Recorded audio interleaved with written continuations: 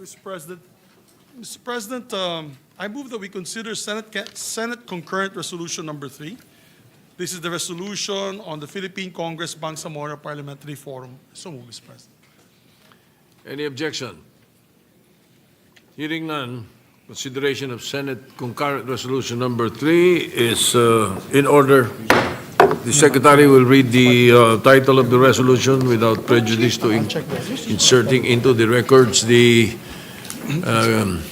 text of the said resolution.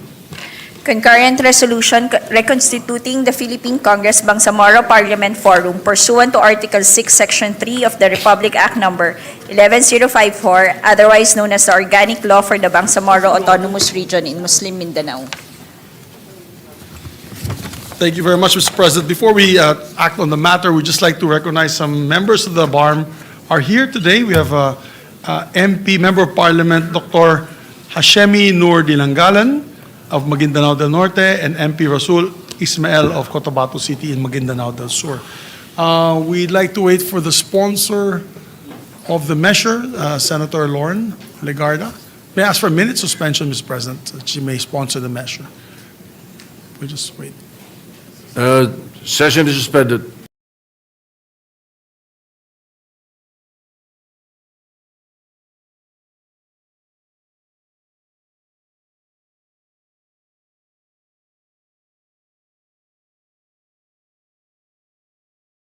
Permission of Senator Lauren Legarda, I will be the one to sponsor as co-author and co-sponsor of the measure. Mr. President, I rise today, if I may be recognized, Mr. President, if I may be recognized. Yes, go ahead. You are. Thank you. Recognized. Mr. President, I rise today to co-sponsor this resolution reconstituting the Philippine Congress Bangsamoro Parliament Forum in keeping with Article 6, Section 3 of the Bangsamoro Organic Law. We constituted the forum last Congress and we are now reconstituting it for the current Congress. As we all know, the Bangsamoro Autonomous Region remains in transition. To remind the Chamber, the BOL was passed in 2018. 7 years later, they still have not been able to elect their own Bangsamoro government. Their long-awaited election, which was supposed to be held this October, has yet again been postponed to the coming year, with the Supreme Court saying that the new and valid districting law must be first passed before the BARM can undertake its elections no later than March 31, 2026. And yesterday, we had a fruitful discussion, Mr. President, with the members of the Bangsamoro Parliament, together with their Speaker Jacob, and we agreed that we shall have this election very soon, hopefully right after the Ramadan. Mr. President, matagal na pong naghihintay ang ating mga kababayan natin sa BARM na makapaghalal na kanilang mga representante sa Bangsamoro Parliament. Ilang beses na po silang nabitin. First, the pandemic slowed down their transition. And then, when they seemed to have found their footing, they were suddenly given a new challenge to contend with over the past year, which was the exit of Sulu and its ramifications under the Supreme Court ruling. In light of this, it is of utmost importance that we reconstitute the Philippine Congress Bangsamoro Parliament Forum immediately so we can strengthen coordination and cooperation among our parliamentarians and ensure the proper implementation of the Bangsamoro Organic Law, which I authored and sponsored. The BOL is a landmark piece of legislation, but like any law, it is only as good as its implementation. And so we want to work with our counterparts in the Bangsamoro Parliament to discuss legislative ways forward, especially given Sulu's exit from the region, leaving empty parliamentary seats in its wake. We knew this would cause problems in terms of districting and parliamentary allocation, so we have to get together and solve them under the Philippine Congress Bangsamoro Parliamentary Forum. Once again, maraming salamat sa ating mga senador at sa Senado at sa ating bansa. We hope that we can pass the soonest and elect members of this forum so that we can discuss on a legislative agenda, especially on the rescheduling of their elections under law. So once again, maraming salamat, Mr. President. Thank you, the Majority Leader. Yes, Thank you. We'd like to also recognize the chairman on the Committee on National Defense, Peace and Reunification, no other than Senator Lauren Legarda. Senator Loren Legarda is recognized. Thank you, Mr. President. Distinguished colleagues, I rise to sponsor concurrent resolution number 3, reconstituting the Philippine Congress Bangsamoro Parliament Forum, or PCBPF, created under Republic Act 11054, otherwise known as the Organic Law for the Bangsamoro Autonomous Region in Muslim Mindanao. The PCBPF serves as a permanent platform for cooperation between the national government and the Bangsamoro Parliament in the exercise of their respective legislative mandates. The establishment of BARM stands on the foundation of many years of negotiation, institution building, and the shared pursuit of lasting peace. Yet peace requires continuous attention and endures only when the channels of communication remain open and grounded in mutual respect. The PCP-BF was conceived precisely for this purpose. It brings the national and regional legislatures into regular conversation, allowing concerns to be surfaced early, ensuring that measures align with the commitments under the Comprehensive Agreement on the Bangsamoro, mindful of the truth that national and regional laws intersect in ways that shape the daily lives of the Filipino people. Each level of government exercises distinct authority, yet both bear responsibility for regional progress and national unity. One important expression of this work is transitional justice. It is in this context that I also filed Senate Bill 532, which proposes the creation of the National Transitional Justice and Reconciliation Commission for the Bangsamoro, which seeks to help build the long-term foundations of healing. The reconstitution of the PCB-PF is timely. The Bangsamoro Transition Authority continues to guide the region towards its first regular parliamentary elections, a milestone that will define the institutional future of BARM. As this transition enters a decisive phase, the national government must remain fully engaged, providing BARM the space to strengthen its institutions while ensuring coherence with the broader national legal framework and offering support with clarity and timeliness whenever it is needed. Having first convened in the 19th Congress, with this representation serving as co-chair leading the Senate panel, the PCB-PF must continue its work to allow national legislators to gain clearer insight into the evolving needs of the Bangsamoro, particularly in education, health, social justice, and development programs, thereby strengthening policy decisions that ultimately serve the entire Filipino nation. Esteemed colleagues, the peace process has brought us into a hard-won peace where dialogue guides our steps. Our task is to keep this space open, where the Bangsamoro is engaged with the recognition its history deserves, and where every Filipino benefits from the stability that such a conversation brings. For these reasons, I respectfully urge the adoption of this concurrent resolution. Thank you, Mr. President. Majority Leader. Mr. President, for the record, we'd like to insert the co-sponsorship speech of Senator Robin Hood Padilla, Mr. President, for the record. So inserted into the records. And I believe Senator Erwin Tulfo would also like to manifest his support. Likewise, Senator Erwin Tulfo. Thank you very much, Mr. President. Also, we'd like to recognize Senator Rison Taveros, who was also very active with us during the passage of the Bangsamoro Organic Law, which we passed during your presidency, Mr. President. You were Senate President at that time.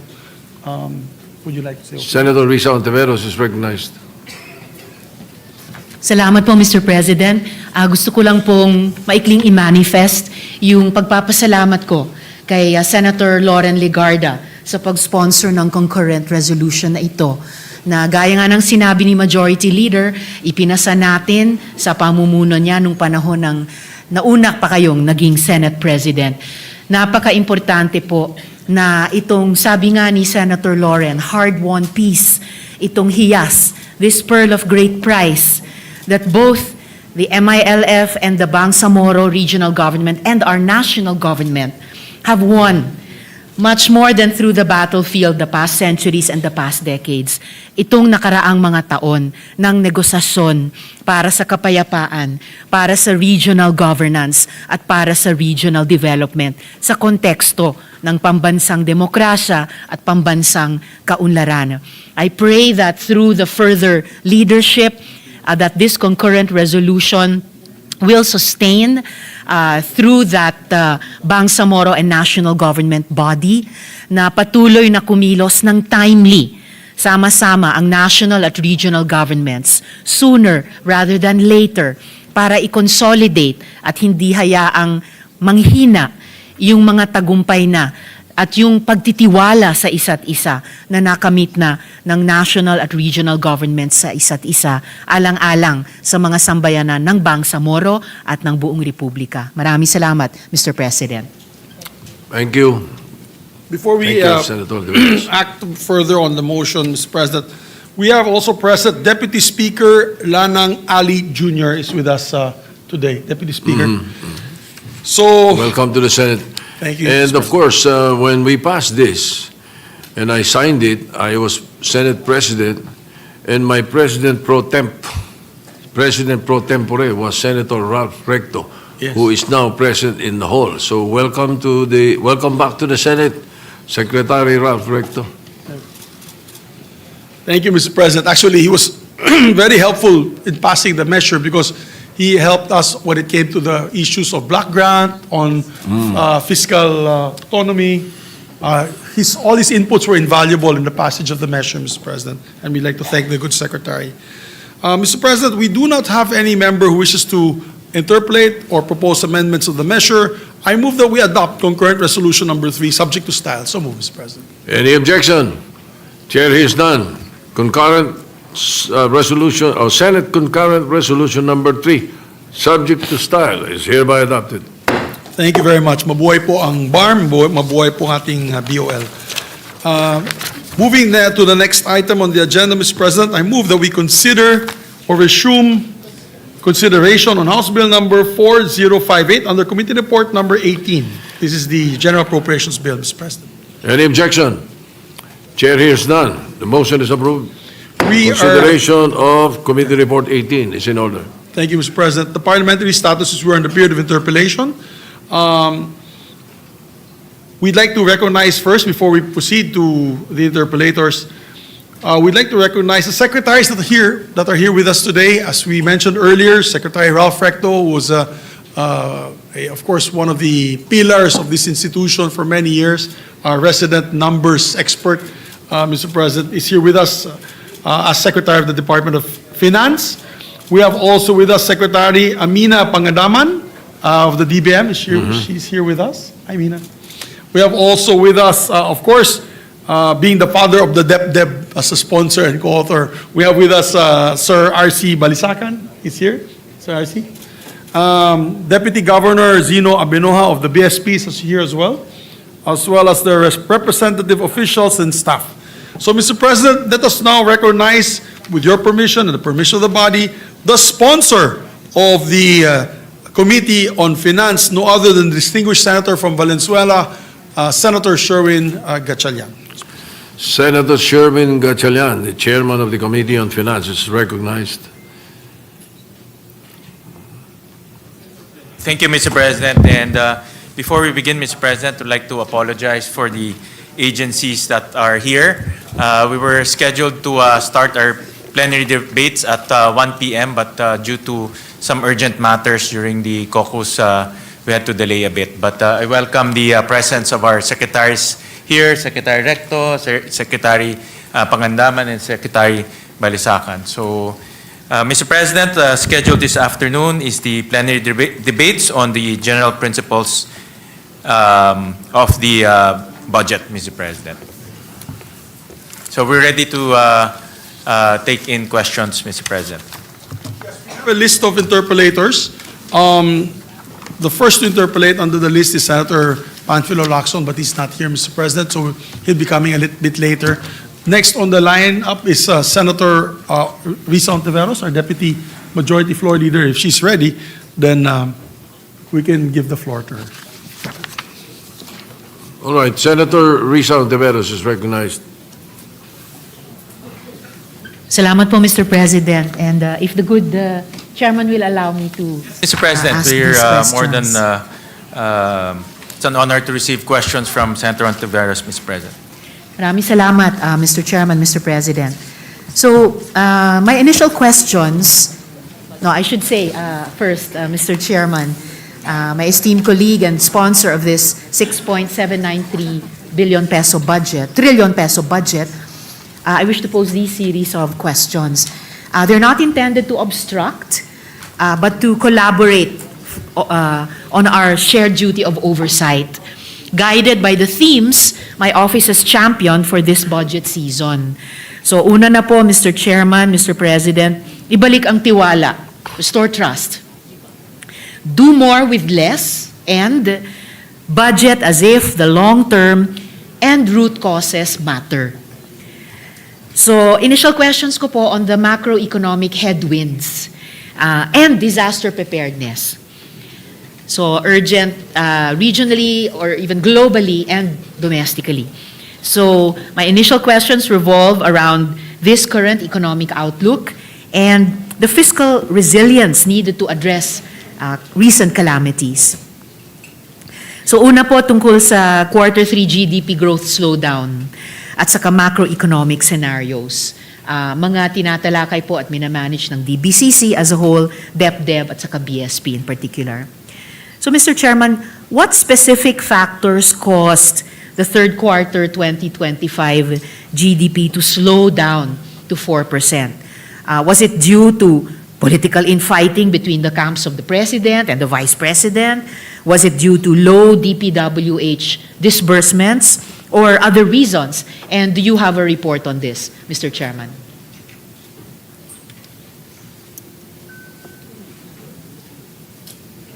But, Mr. President, thank you very much for the question, Senator Risa. Two factors. Number one is the second half of the year, we experienced a lot of typhoons, including a massive earthquake in Cebu and in the south. This caused a lot of school cancellations, work cancellation, and in effect, a slowdown in terms of economic activity. This also affected our agricultural output. This also affected our outputs of our MSMEs because they're affected by the typhoons. So the first reason is really because of natural calamities, Mr. President. The second is, and we cannot deny this, no, a slowdown in construction, Mr. President, because of the recent flood control issue and the recent issues in terms of issues in corruption. There was a slowdown in terms of government spending in construction. And this has massive ripple effects, Mr. President, because the construction industry generates a very big multiplier effect, about 10 times, Mr. President. So, in other words, pag nagka-slowdown sa construction, yung mga contractors hindi kukuha ng mga empleyado, hindi bibili ng mga materyales sa hardware. So may mga ganitong ripple effects, Mr. President. So nagkaroon tayo ng slowdown about 4% this third quarter. Hindi po nag-factor in sa dalawang major factors na to, yung political infighting at the very top of government. No, Mr. President. To a larger extent, politics is always factored in any business, Mr. President, especially in our country. It's just a matter of how wide or how noisy it is, no. But in terms of the slight slowdown in our economic growth, politics is not part of it, Mr. President. I suppose, Mr. President, the good chairman is just being polite to ourselves dahil lahat po tayo nagtatrabaho sa gobyerno. Pero siyempre, kung ang isang bagay ay nagsimula sa pagkakaisa, kapag nag-break up yung unit team, imposible naman na yung mga presumptions of political stability na mag-undergird sa further economic development or even specifically GDP growth ay walang epekto talaga. So I'll just leave that. Kung meron man, Mr. on President, record. it's very hard to quantify. It's very difficult to quantify the effects. But kung meron man, I think probably a lot, especially the local businessmen, Mr. President, marami sa mga lokal na negosyante natin parang sanay na sila sa politics. I think the effects will be largely from foreign investors or foreign companies who are here, Mr. President. Salamat, Mr. Chair. Sana hindi masyadong masana yung mga local business persons natin sa ganitong medyo katinding political infighting. But salamat sa candor ninyo of making of record. That of course, as for any country, hindi po tayo immune na medyo or maapektuhan nga ang mga foreign investors, which makes it important for us to still keep, if not front and center of our minds when we're discussing the budget for next year, at least nasa puso natin na importante na magkaroon ng some kind of productive, kung hindi man na conflict resolution, conflict management, para din sa ating mga local na investors at saka business sector, private sector.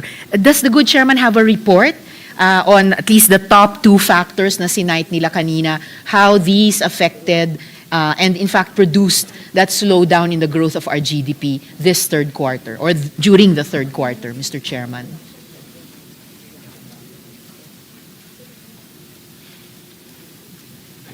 Mr. President, I saw this report from SGV.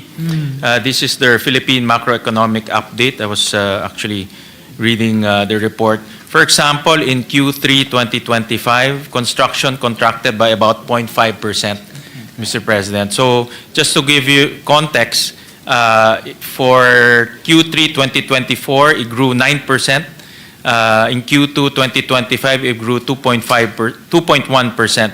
So construction in the past is one of our economic drivers and growing at a very fast pace. But because of what's happening in Q3 2025, it contracted by 0.5%. And that affected our economic growth, Mr. President.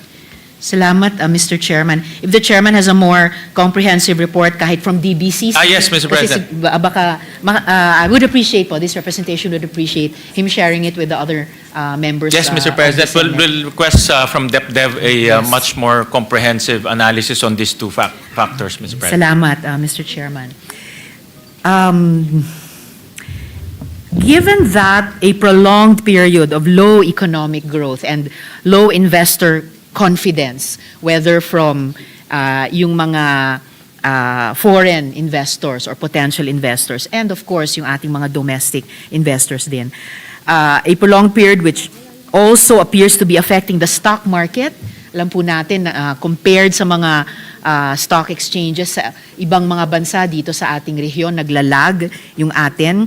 Foreign and also appears to be affecting, as the good chairman and I were discussing, foreign and domestic investor confidence. And even the value of the peso could a much longer impact than just the previous third quarter of 2025. Could have a much longer impact than just the previous quarter. Paano dapat i-revise yung ating macroeconomic assumptions? Dahil general principles naman po ang ating pinag-uusapan ngayon, Mr. Chairman. Well, Mr. President, we're forecasted to grow between 6 to 7%. Tama ba? 5 to 6, sorry. 5.5 to 6.5%, Mr. President, for 2026. And I think 2026 is 6 to 7. Sorry, Mr. President, I stand corrected. It's 6 to 7% for 2026, Mr. President. So during the hearing, I remember I also asked Secretary Recto about his outlook this coming 2026, and there are a lot of external headwinds that our country will be facing in the next few months. One of the biggest will be the trade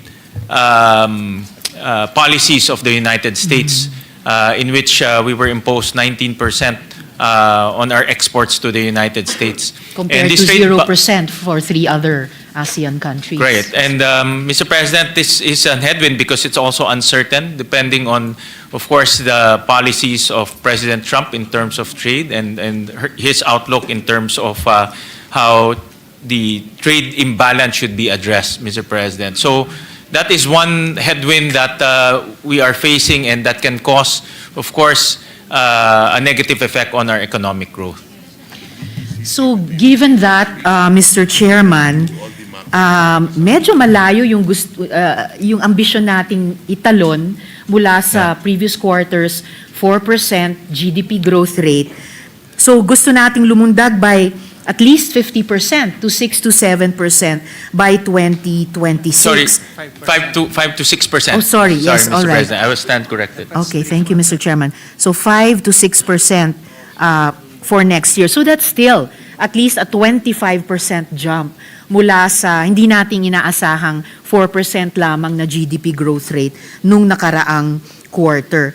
So hindi ba ibig sabihin naturally na kailangan meron tayong i-revise sa ating current macroeconomic assumptions, or we'll just continue doing it the way or we'll continue proceeding on the same assumptions, just do them more or more intensively? Or I would presume, by logic lang po, by common sense, Mr. Chair, na mayroong kahit papaanong revisions sa ating macroeconomic assumptions. Kasi in a way, catch-up plan ito at medyo very demanding catch-up plan from 4% to 5 to 6% next year, Mr. Chairman. Tama kayo, Mr. President. Talaga magkakaroon po ng pagbabago sa forecast natin until end of the year. And tama ho kayo, next week the DBCC will once again meet and talk about this, possibly a revision in terms of our 2025 economic growth. And also the succeeding years, Mr. President, 2025 to 2028. So, Mr. President, there are a lot of factors that we cannot control. No? For example, in dalawang bagyo, no? Si Bagyong Tino and Bagyong Uwan, na dumating sunod-sunod, and we saw the devastation that the two typhoons created in our country. The earthquake, Mr. President, also created a lot of aberration in terms of economic activity in the South. So all of this will be reviewed and discussed during the DBCC meeting next week. At least, Mr. Chairman, I'm glad to know na magmi-meet na nga ng maaga ang DBCC para i-review itong mga macroeconomic assumptions. And confident naman ako na malakas ang intensyon natin dito sa Senado to pass, aside from the most transparent and accountable, the most responsive and proactive budget possible that we can produce, of course, together with the House, para sa 2026, na kung hindi man natin ma-anticipate yung harinawa, i-share din ng DBCC sa atin after their meeting next week in terms of revised macroeconomic assumptions. Moving forward in the next few years, sa pamamagitan hindi lamang ng Senate Finance Committee, pero halimbawa ng LEDAC, na pwedeng i-align no, yung revised macroeconomic assumptions ng DBCC or particularly ng DepDev at yung continuing na legislative work natin dito sa Senado, including in terms of the annual GAAS, para for one, to support yung pag-achieve nung mas mataas na growth rate ng GDP ng ating bansa sa mga susunod na taon, Mr. Chairman. Mr. President, Secretary Recto mentioned to me, and the economic managers also are in unison on this, that part of this might not be an economic policy, but part of the confidence building and bringing trust to the government is making sure that people who are involved in that flood control corruption will be put to account, and also will be held into account, and also make sure the government will make sure that they will be put in jail, filed cases and put in jail before the end of the year. Part to ng confidence building, Mr. President, because if you talk about bringing trust to the government, it's not only the trust of our people, but trust of the business community. No? Thank you for that. Thank very much, And Mr. Chairman. Secretary Recto mentioned to me that that is an assurance to the Filipino people that justice will be served and people will be put in jail before November 30. Yun po ang kanyang time frame, Mr. Bumilis ang President. timetable, Mr. Chair. No, filing Kaninang umaga cases narinig siguro. natin before the end of the year or Well, before sabi niya, Christmas. Mr. President, Ngayon, may before the end of the makukulong month. before November 30. I see, I No, see. so he said it in very confident manner, Mr. President. So, I understand, Mr. So that's in Chairman. the next 15 days, meron hong makukulong. I see, Mr. Chairman. And And we again, welcome that, Mr. President, because talagang wala hong matututo kung walang makukulong eh. At mauulit lang ho to kung hindi ho makukulong talaga. At mawawalan po ng kumpiyansa ang business community, ang mga investors sa atin kung hindi ho natin gagawin to. And also consumers, Mr. President. And most importantly, taxpayers. No, kasi masakit ho talaga sa mga taxpayers natin na nakikita yung buwis ho nila nasasayang. Kaya it's also an economic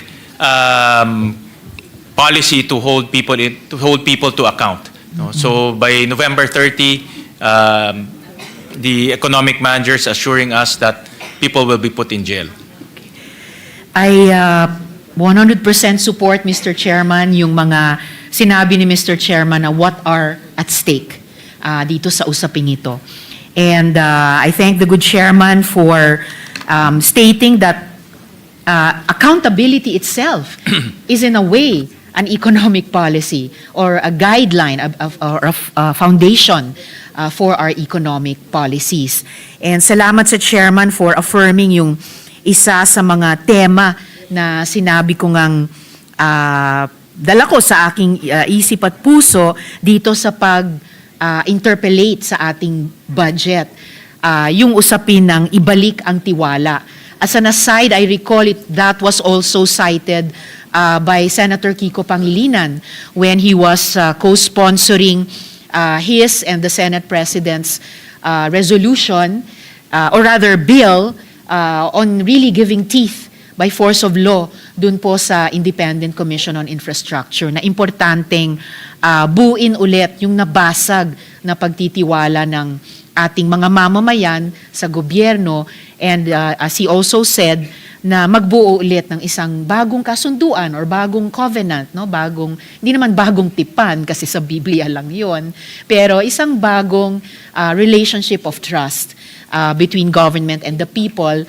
Siyempre, kasama na po bawat taxpayer, kasama na rin yung private sector na isa sa tatlong mahalagang bahagi ng ating lipunan. So maraming salamat, Chairman, para sa sagot na iyan at mga affirmation na iyan.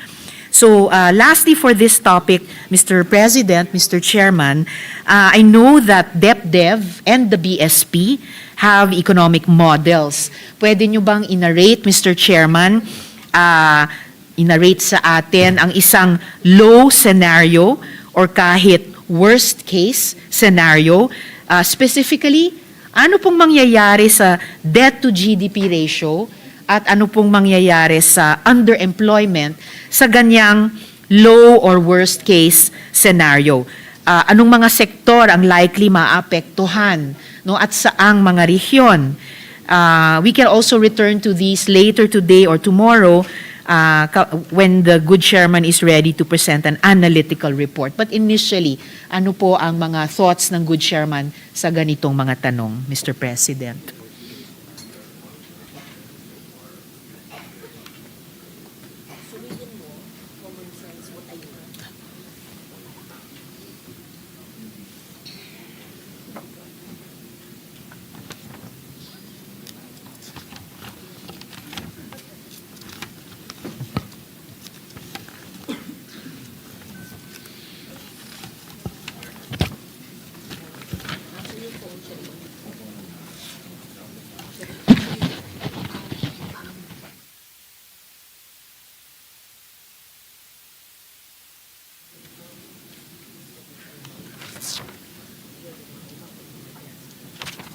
Mr. President, because there's a lot of headwinds and also events that are beyond our control. For example, the typhoon, Mr. President.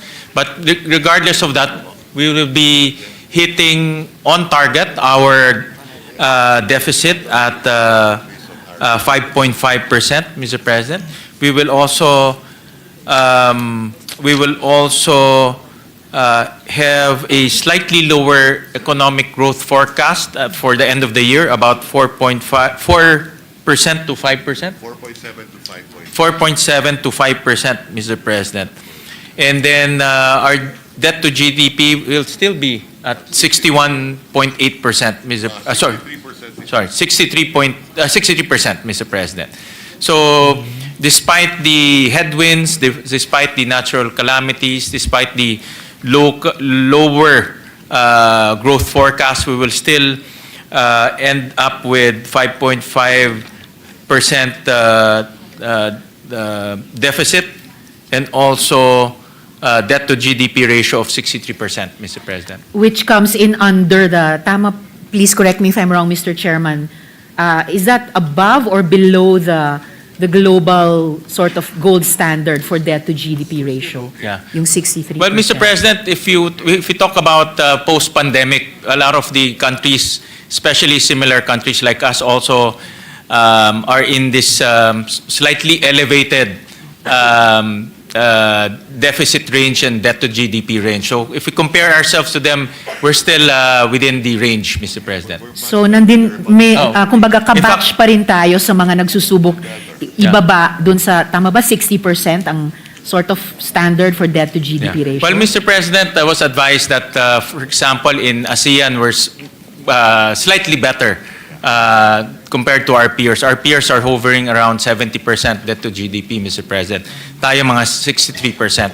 But the economic managers during the DBCC is very mindful of our debt stock, Mr. President, and they're very strict in following the medium-term fiscal framework, Mr. President, that will slowly bring down our debt to GDP ratio by lowering down our deficit, hopefully reaching the pre-pandemic levels in the next few years, Mr. President. And of course, Mr. Chairman, yung mga kapitbahay nating ASEAN or Asia Pacific countries, kahit yung mga tumatama sa 70% debt to GDP ratio, pero mas mataas ang GDP growth Yes, nila tama sa ngayon. kayo. So na-offset Correct. yung kanilang debt to GDP ratio. But, Mr. So President, we're that's- working on both percentages, Mr. Chairman. Well, Mr. President, that's really the strategy to outgrow debt. No, that's really the strategy. That's why all of this flood control issue is giving us a lot of headache in terms of outgrowing debt. But still, that's why the administration is really bent on holding people to account by putting them to jail, and that will bring back confidence and in turn revive our economic growth in the next quarter, Mr. President. What about underemployment, Mr. Chairman, in a low or worst case scenario?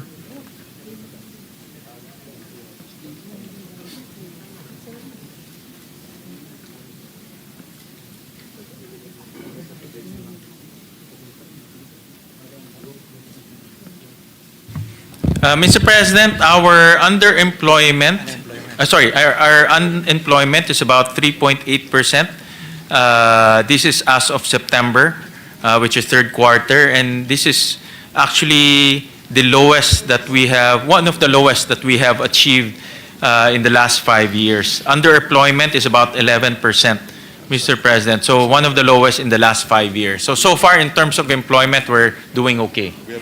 And itong dalawang, at least itong dalawang data, Mr. Chairman, na debt to GDP ratio of 63% at saka underemployment of 11%, ito na yung low or worst case scenario na ina-anticipate natin. Tama po ba? Or Well, one of the lowest, Mr. President. Of course, if we can still push it down, that will be the Right. best case for us, Mr. President. Okay. But looking at the data for the last 5 years, we're doing very well in terms of generating jobs for our constituents, Mr. President. And in terms po, Mr. Chairman, of this level of underemployment and this debt to GDP ratio, alin po yung mga sektor natin ang pinaka-apektado at aling mga rehiyon natin ang pinaka-apektado, Mr. Chairman?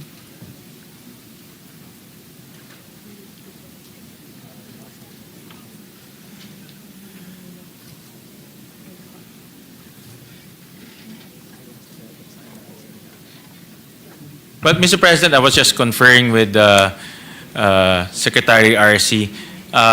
Agriculture remains to be one of the lowest in terms of output, in terms of growth.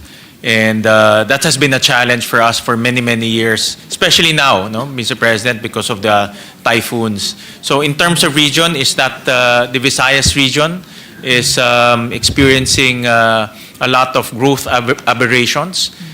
Region 5, 6, and Region 6, 7, and 8, Mr. President, including the Bicol area, Mr. President, because diyan pumapasok yung bagyo. So 5, 6, and 7, and 8, Mr. President, are the areas that are experiencing aberration in growth, Mr. President. And hearing these data, Mr. President, Mr. Chairman, so lalong lumilitaw na yung importansya ng inputs, hindi lang sa development planning, pati sa budgeting ng mga regional development councils natin sa ilalim ng DepDev. In terms of underemployment and in the agricultural sector, though I'm sure Senator Pangilinan will be asking even more about this than me, kaya napaka-importante yung mga programa, yung mga priorities na ina-advocate ng ating mga kasamahan dito sa Senado in terms of really and also because of a third factor, yung pinapakita na underemployment demographically seems to be higher and higher in the demographic of college students and college graduates.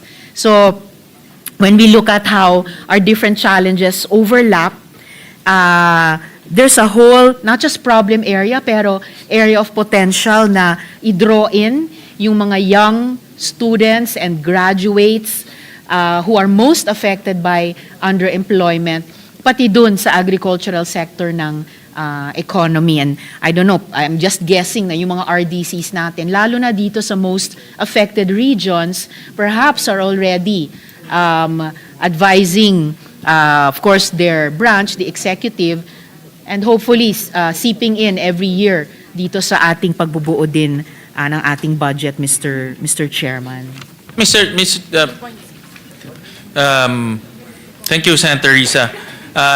That's precisely why we added about 3.6 billion to TESDA, to their TWSP or the scholarship programs, Mr. President, that will be targeted to the healthcare sector, the semiconductor sector, the construction sector, and the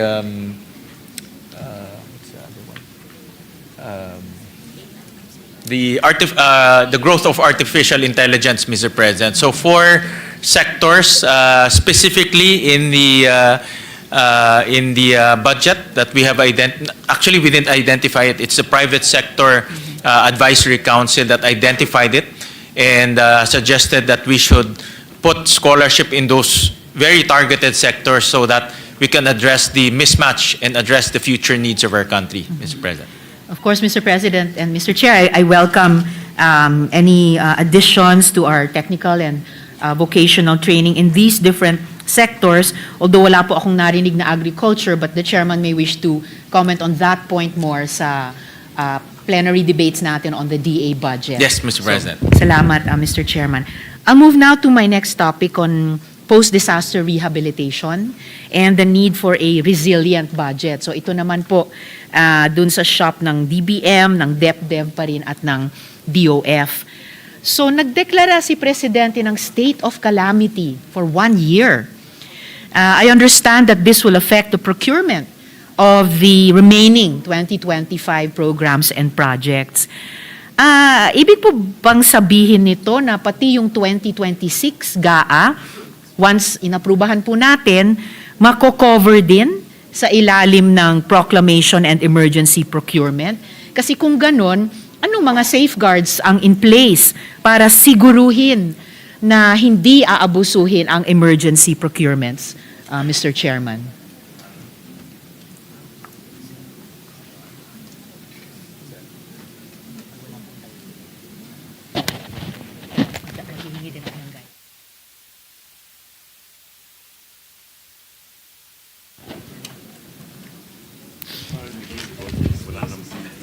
Yeah. Covered po, 2026, no? In fact, this also covers the local government units, Mr. President. So in other words, they can use their local and dream fund to spend for pre-disaster activities, buying equipment, putting up evacuation centers. So kasama po ang 2026, Mr. President. Kung ganon, Mr. Chairman, paanong hindi aabusuhin yung emergency procurements? Ano pong safeguards na meron na tayo? Because we don't, on the heels of itong pinaghihirapan nating i-resolve na at huwag maulit na flood control scandal, ayaw din nating maulit yung Pharmaly scandal, halimbawa, nung panahon ng pandemya, Mr. Chairman.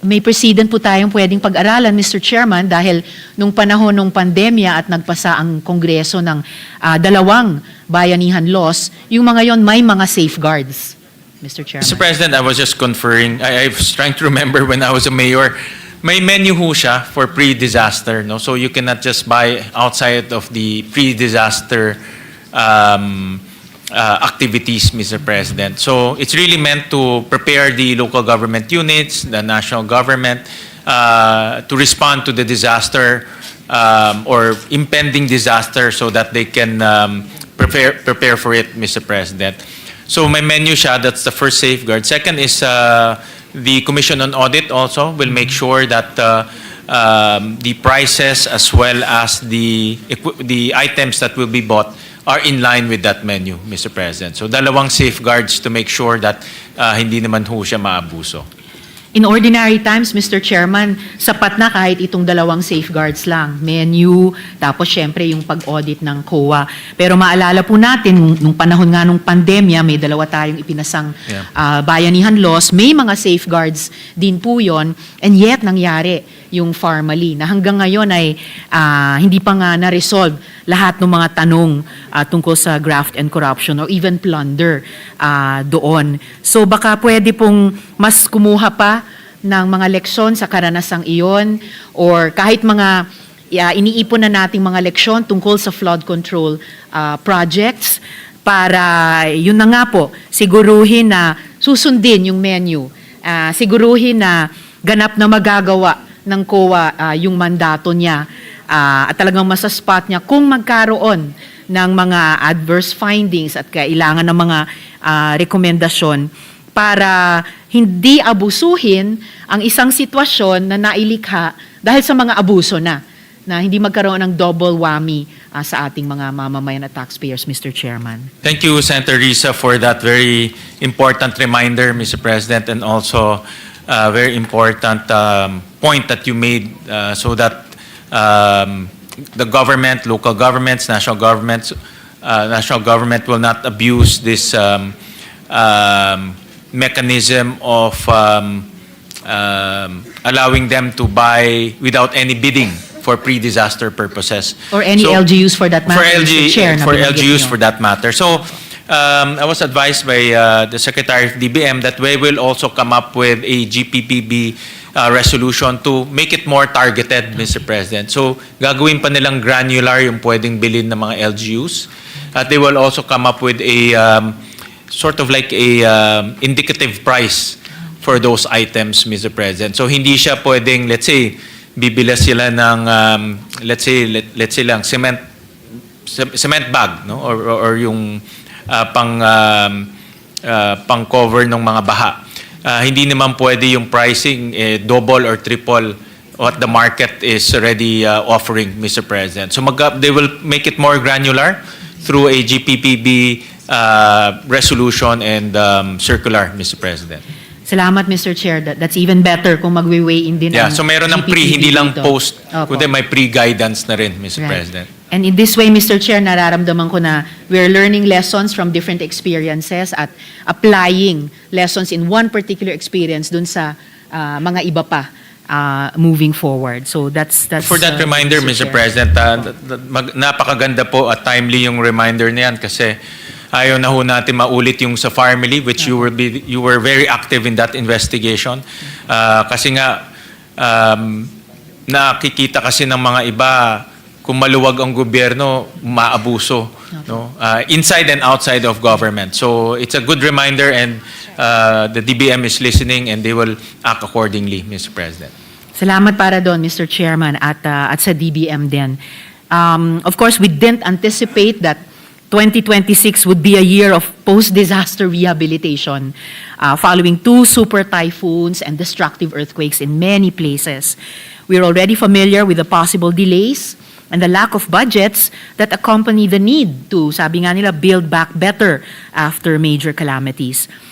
For instance, Mr. Chair, kakailanganin po ba nating i-augment yung NDRRMC budget para sa 2025 at baka i-triple o kahit i-quadruple yung NDRIMC budgets para sa 2026? Tinatanong ko po ito dahil ang DepDev is in charge of post-disaster rehabilitation planning. Tama po ba? So it must have some data coming in already as well as some rules of thumb based on past disasters of similar magnitudes, Mr. Chairman.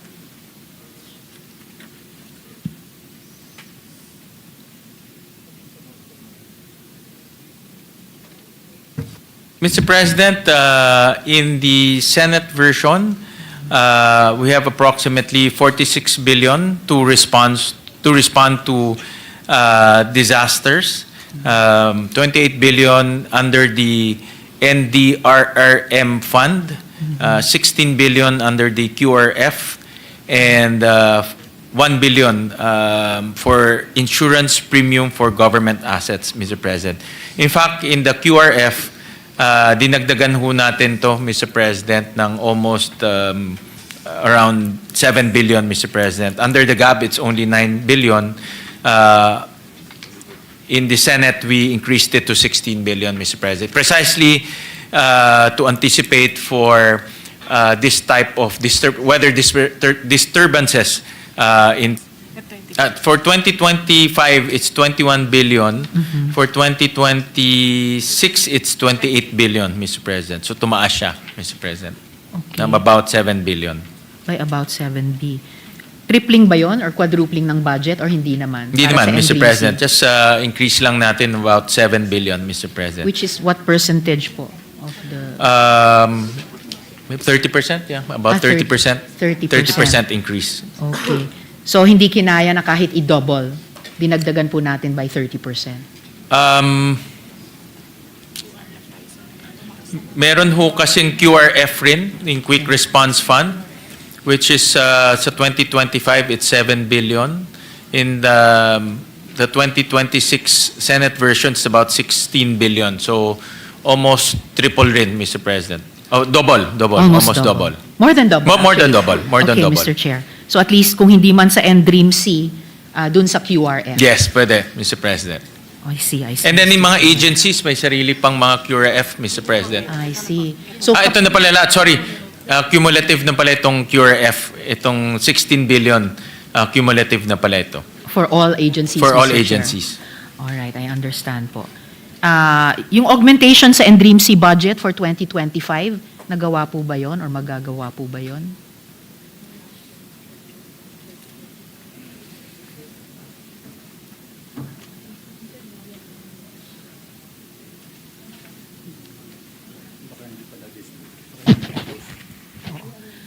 Tinatanong ko lang po, Mr. Chair, dahil baka naman hindi pa ubos.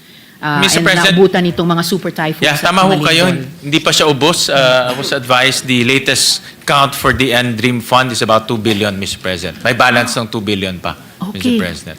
Not a small amount, Mr. Chair. Kahit ninipis yan pag ginamit sa disaster relief and rehabilitation nationwide, it could still make even a small starting difference sa Yes, long-term Mr. President. rehabilitation, Well, Mr. Chair. towards the end of the year na tayo, so knock on wood, wala naman pong mangyari. Oh my So God, meron pa talaga po. tayong 2 billion left to cover, Mr. President. Alright, salamat Mr. Chair.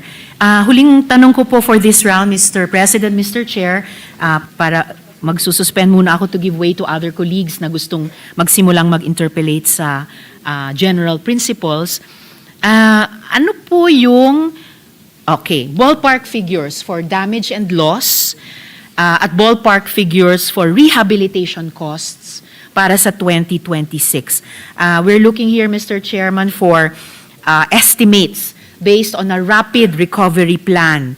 By rapid, 3 years po. So yung remaining term ng administrasyon aimed at bounce back and increased resiliency in drainage, urban spatial systems, syempre infrastructure repair, insurance coverage na nabanggit na rin ni Chair in the previous question, and income support. If the good chair doesn't have these available, at least po I would appreciate some key empirical insights so that we can discuss these thoroughly as we amend the budget, Mr. Chair. But Mr. President, I was advised that the ending council, who's estimating? OCD ba? The OCD is still in the process of collating all the information, Mr. President, and they want to make sure that they have the accurate numbers, Mr. President. So in a matter of a few weeks, we will get that final number and we can submit it to Her Honor so that she will be guided. So, but as we speak, Mr. President, the DBM has already allocated some amounts for response as well as reconstruction, Mr. President. But the final number will come in the next few weeks, Mr. President. Salamat, Mr. Chair. And meaning, papasok sa atin bago tayo mag-finalize ng Yes, Senate Mr. version. President. Malalaman na natin hanggang- yung final number. And Okay. ibabangga natin yan to the existing Yes. proposal for 2026, Mr. President. Salamat, Mr. Chair. And would the Chair know kung nag-formulate na rin ang OCD ng some kind of a rapid recovery plan over the next 3 years or so?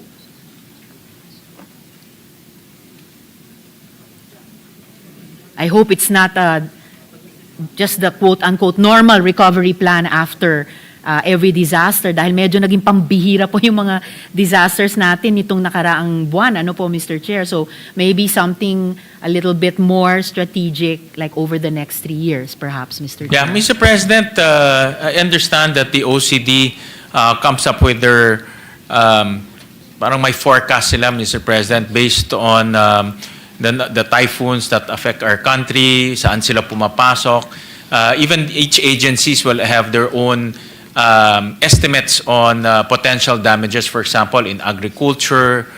Senator Kiko will know more about this. In agriculture, even DepEd, they also have their own forecast kung ilang mga classrooms tinatamaan.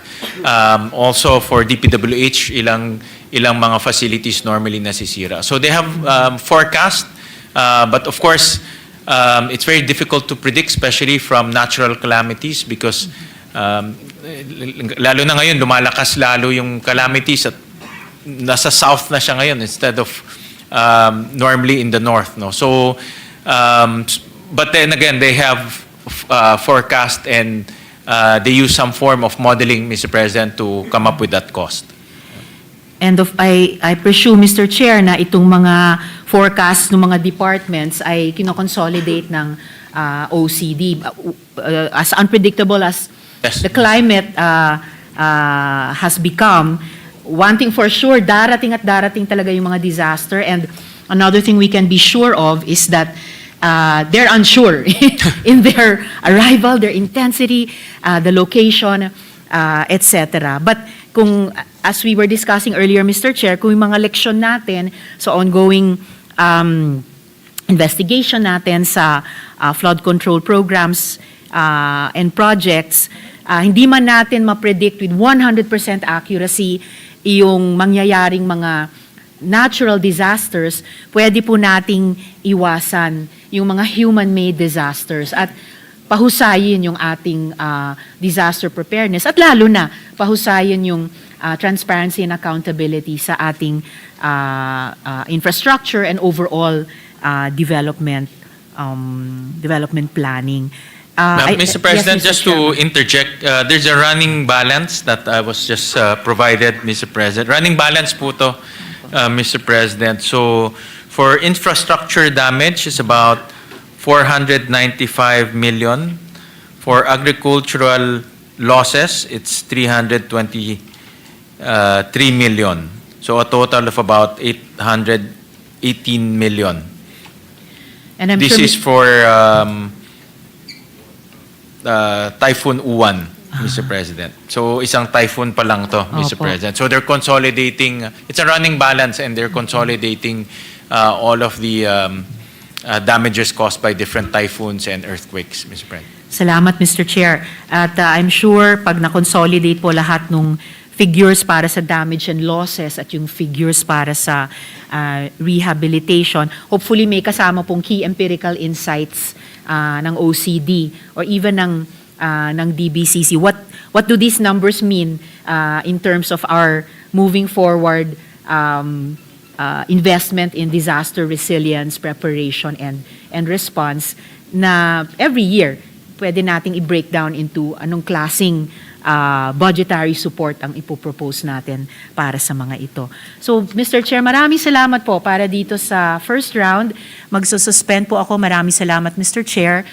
Suspend for now in order to give way to the other colleagues na magsimula din sa pag-interpolate sa general principles. Thank you very much, you. Senator Risa. Maraming salamat po. Majority Leader. Yes, actually, Mr. President, just to read the names on the list so that we can follow the list. After Senator Hontiveros, it's Senator Villanueva, Senator Cayetano, Senator Pangilinan, Senator Marcos, Senator Tulfo, Senator Legarda, and Senator Marcoleta. So this is the line of the listing. So anyway, some are not here, so maybe we can jump into those that are already here. If it's permission, Senator Pangilinan, may kilan daw si Senator Erwin. And then maybe after Senator Erwin, we can give in to Senator Marcoleta and then to Senator Pangilinan. Sure. Oops, sorry. So you're seeking the recognition of Senator Erwin Tulfo? Yes, with the permission of the body. To And then continue. after that, I will To now continue discuss with with the the two gentlemen interpellation, who will go yes. ahead. But right. Senator Erwin. Senator Erwin Tulfo is recognized. You may proceed. Thank you, Mr. President. Before I start my interpellation, I'd like to thank the Committee on Finance for sponsoring this important measure. Sabi po sa President's budget message, let us work together to realize the full potential of our nation. I support the President's budget message. I will be short, Mr. President, and I will give way later to the next interpellator. I only have 2-3 questions. 6.7 trillion for 2026 national budget, Mr. Chair.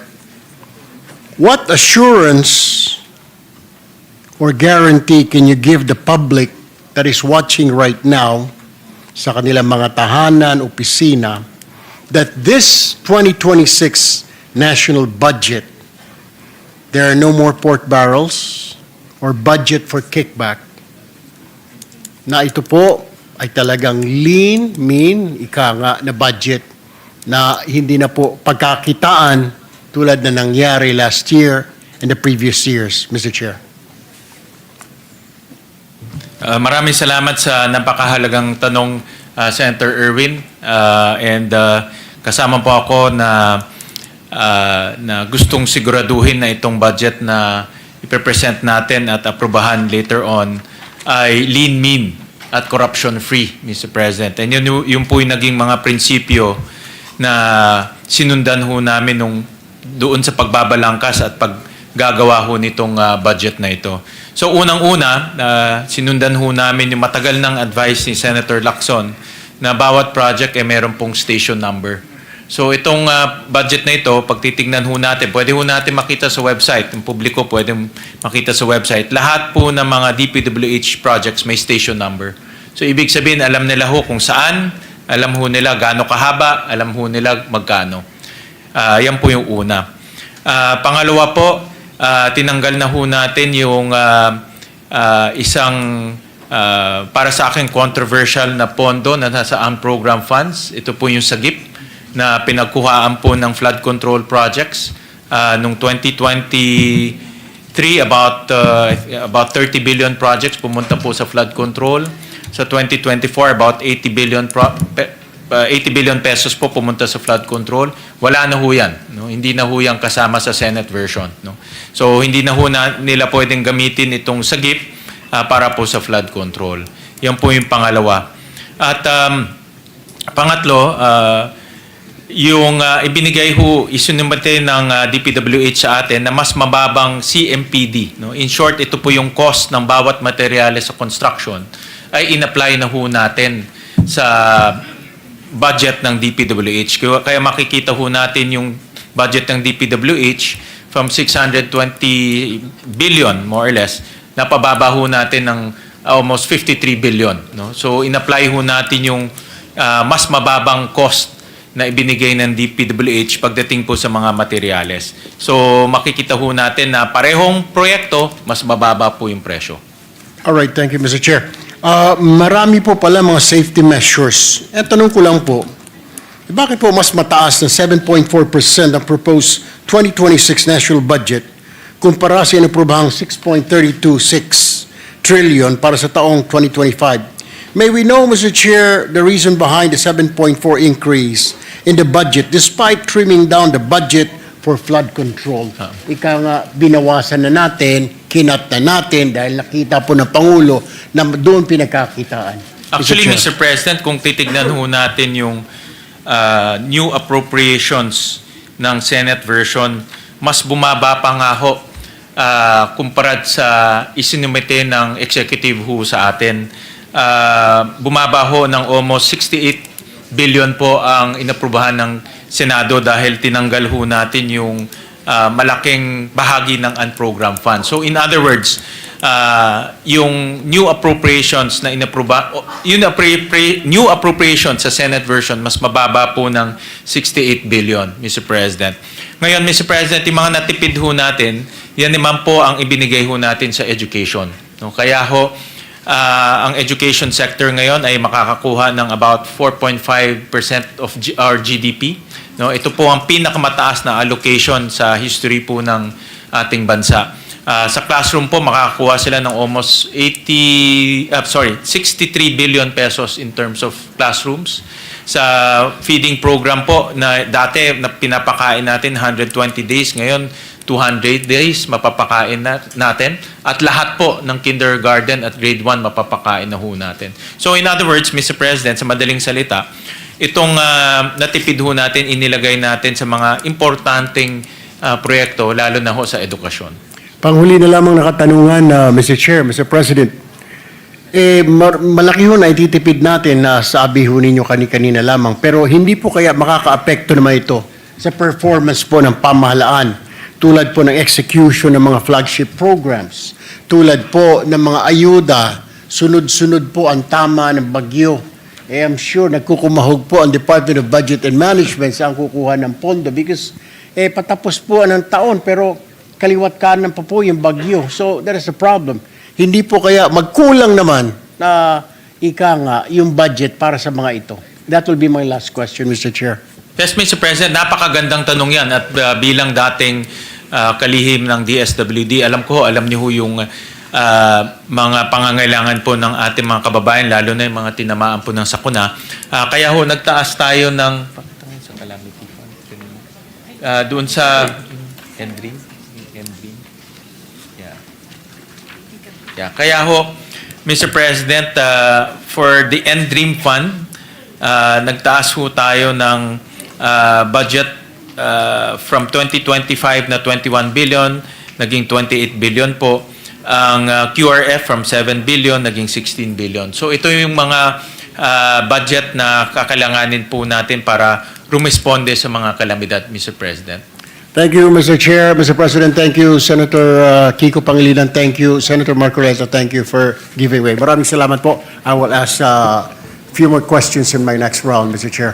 Maraming salamat, Senator Erwin. Thank you po. Majority Leader. Thank you, Mr. President. Mr. President, next in the lineup is Senator Kiko Pangilinan, Mr. President. Senator Francis Pangilinan is recognized.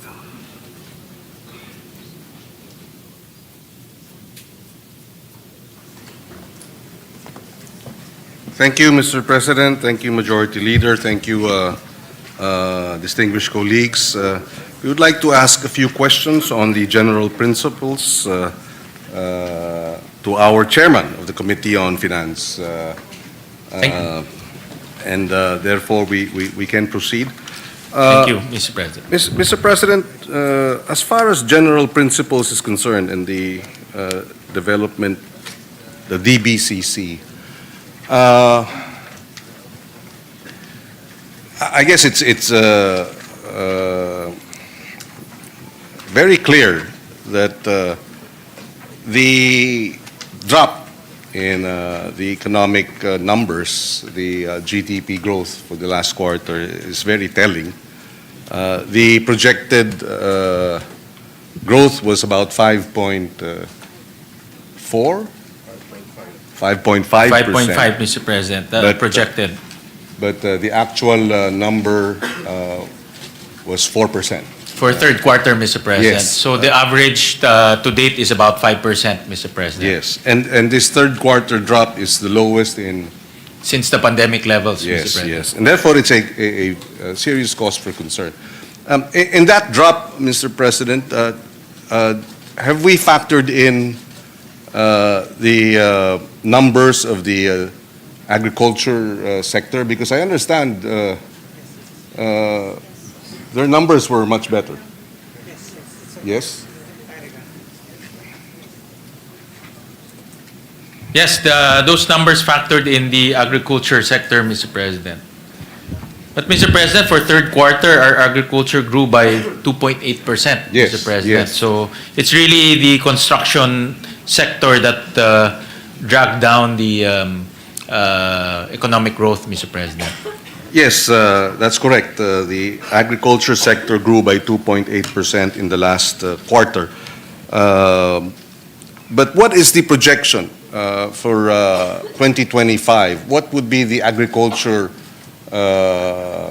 numbers, barring any major downturn in the economy? Are we projecting a higher increase in GDP contribution compared to last year?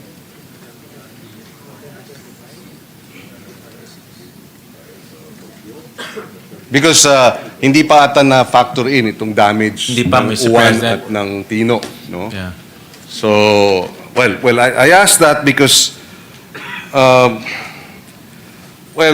even if, assuming that you do have 2.8% growth for this last quarter for agriculture, and the overall growth of agriculture, we believe, is continues to underperform.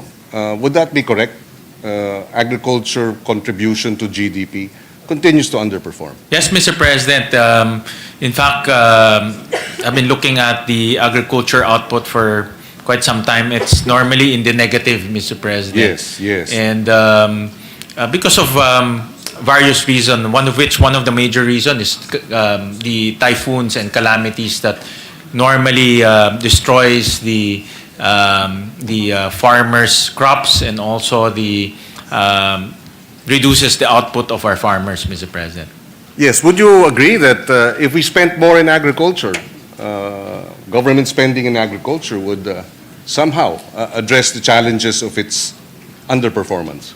Well, Mr. President, spending is important, but why spending? And spending Yes. where it can lead to increase in output, increase in productivity, as well as address probably climate change or the effects of typhoons, Mr. President. So I believe that because of this unpredictable weather changes, we need to make sure that there is some form of shock absorber, Mr. President, so that farmers can recover as quick as possible from the onslaught of the typhoons, Mr. President. Mr. President, there's now an estimate for full year 2025, the estimate is about 3%, Mr. President. So actually not bad for agriculture.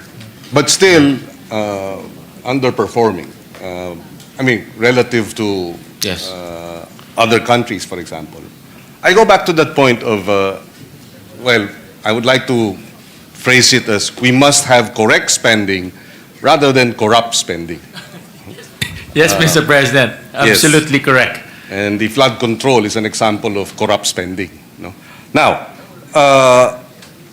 if correct spending is important so that we can address what we all agree to be an underperforming sector, may we know why the DBM and the economic managers agreed to, well, did not provide the budget request as requested by the Department of Agriculture. The Department of Agriculture, if I understand correctly, requested for a 245 billion budget for 2026, but what was approved by the DBM and I suppose the Office of the President was 176 billion. In other words, a difference of 68 billion. May we know the rationale behind the reduction? I know, DBM will always reduce whatever it is that the agencies request. But we'd like to know because, well, the context of my question is such that when are we going to catch up?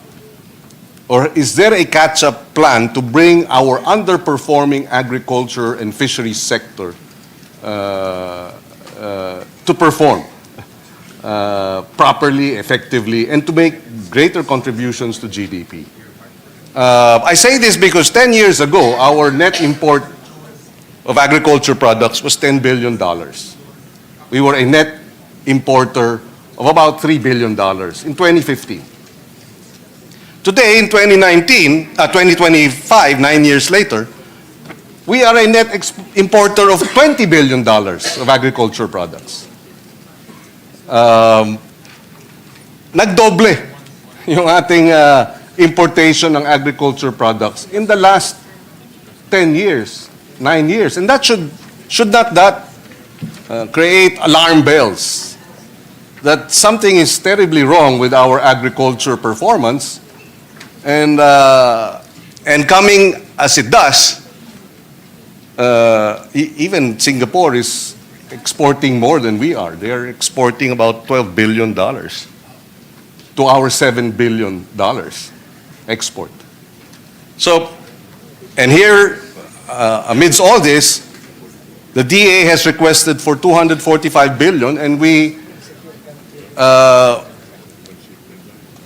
reduced the request by almost 70 billion. Let me just pull up the data, Mr. President. Well, Mr. President, if you look at the total agriculture and agrarian reform allocation, it's about 256 billion pesos. But I understand you also reduced the DAR budget. I mean, the request of DAR was such, and it was likewise reduced. In other words, I understand you're looking at the total amounts being allocated, but it is still a reduction of what they are requesting. We can make the numbers look larger, but I think in the universe of how much government spending we are undertaking, relative to the region, for example, we're not spending enough. For the record, last year, Taiwan spent $6 billion for agriculture. And your 250 billion DAR combined would be what? 5? and Taiwan is 23 million.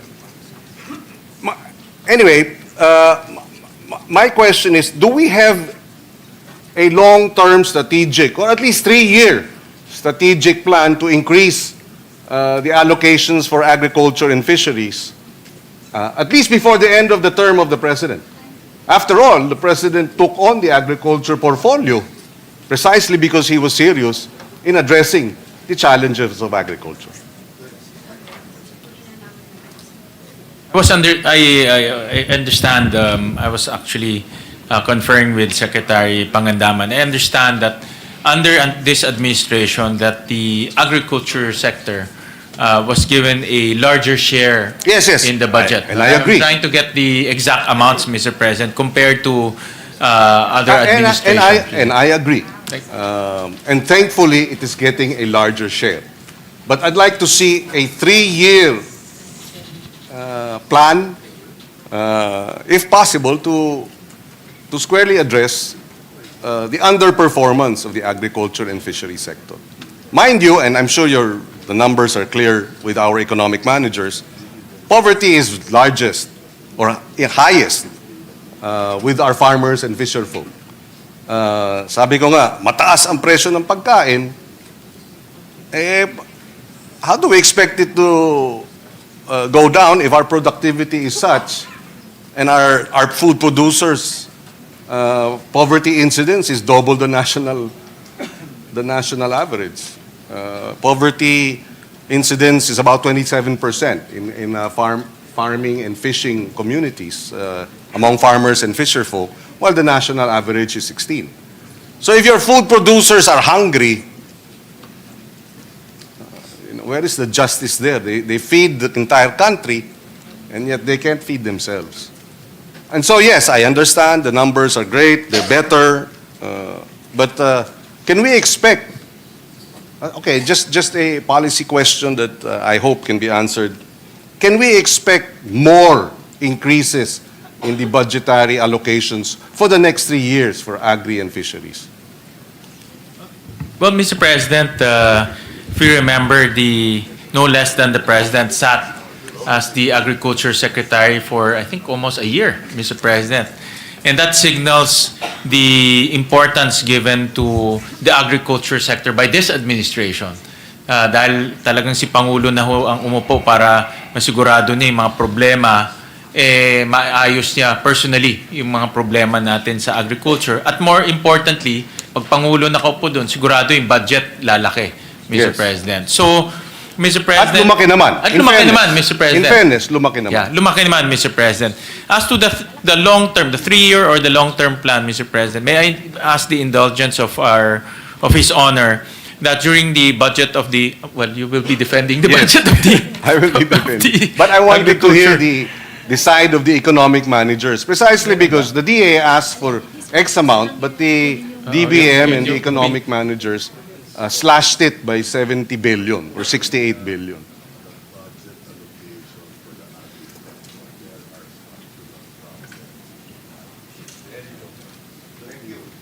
Yes, thank you. Yes, you're right.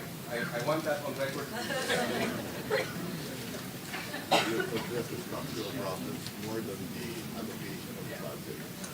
Actually, Mr. President, I was conferring with Secretary Recto and the economic managers. The agriculture sector remained to be a core and a key sector for the economic managers, Mr. President. And they do note that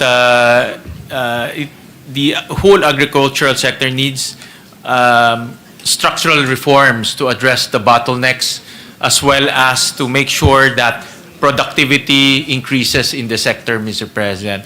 So, nabanggit ko kanina is spending on the right and efficient programs and projects. That's also the concept that they are implementing, Mr. President, that it's not only spending or the peso amount being allocated to the entire sector, but addressing the bottlenecks and also the structural issues in the sector, Mr. President. Yes. So the economic managers acknowledges that. It's part of their agenda, Mr. President.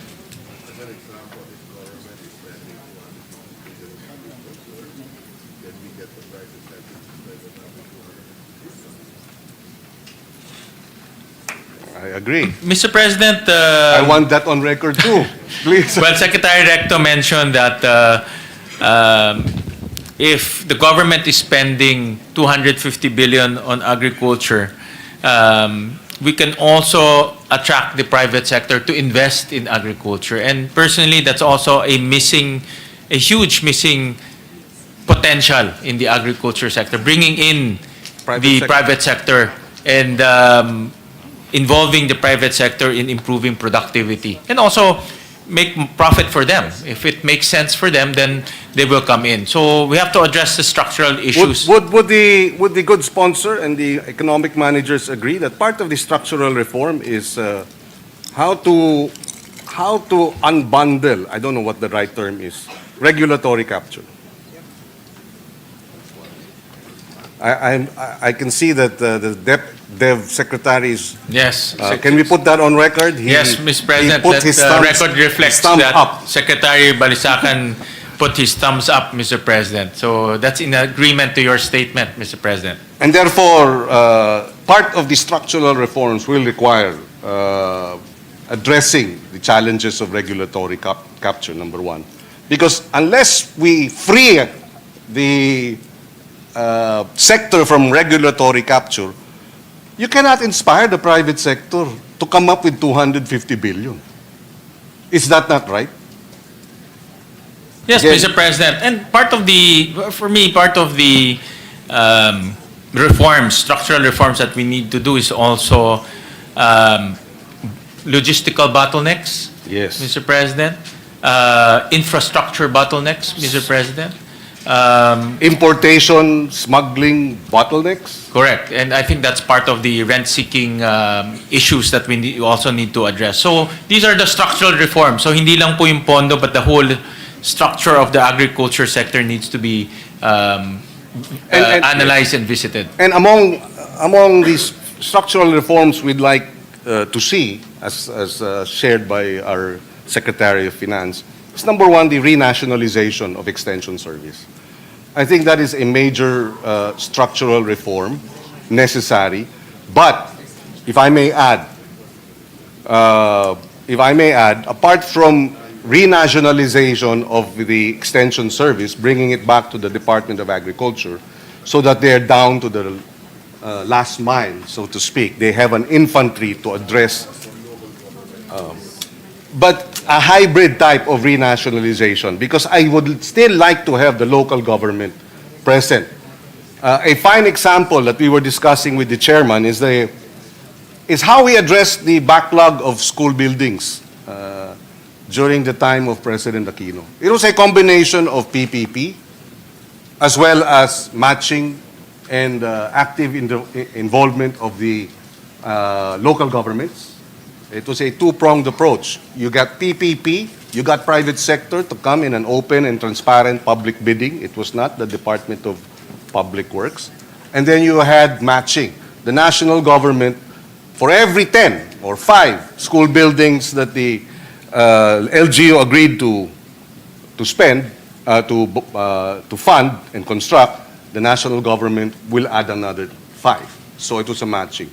And at one point, and this was placed on record in our previous hearings, 600 school buildings were being built every week because you had the private sector having skin in the game, because you had open, competitive public bidding with the PPP. It was put in place likewise by the DepEd, and then you had the LGUs. So the renationalization of the Extension Service, I believe, but strengthening its links with the LGU is critical. In Taiwan, and I'd like this to be on record, the number of extension workers per farmer is 18 farmers, 1 extension worker. There are 580,000 farmers in Taiwan, according to their ministry. So you multiply 518 by 80,000 divided by 18. And that's the number of extension workers you have. 20,000. 28,000. So what is the equivalent for the Department of Agriculture? Because right now, and I've said this, I know, but that's why. But it'll be a combination precisely of LGU and national extension workers programs, which I think will be, and that's why one of the laws that we will be bills will be renationalization. The other is strengthening our agriculture co-ops. The regulatory aspect of co-ops should stay with the CDA, but we will amend it so that we re-establish the Bureau of Agriculture Co-ops under the Department of Agriculture. That too is structural reforms so that matututukan ng DA yung mga kooperatiba ng ating mga farmers at fisherfolk. So yung regulatory function will be with the CDA, but the development interventions should be with the Department of Agriculture. But I have several other questions in that regard, but I'd just like to move quickly to the problem of the problem created by the policy of the BSP in the banking system when it issued the memorandum circular limiting cash transactions withdrawals to 500,000. And this was done September during the hearings of the Blue Ribbon Committee. Circular number 1218. And I've been receiving a lot of complaints that a lot of depositors, small businesses are saying suddenly it's so difficult to transact with the banks because there is a limit of 500,000 pesos per day. What happens to payroll? What happens to et cetera, et cetera? Is this not a knee-jerk response by the BSP? Are they willing to reconsider it? Mr. President, personally, definitely this is a knee-jerk reaction. Senator Pangilinan was the one who brought it up during the Blue Ribbon hearing na napakadaling mag-withdraw ng 500 million in cash. Yes. Two tranches. Two tranches. So that's 1 billion in cash ng isang maliit na branch ng Land Bank sa Bulacan. So na walang report, no? Na hindi na report sa AMLAC, na wala pong nakakaalam. And because of that incident and because of your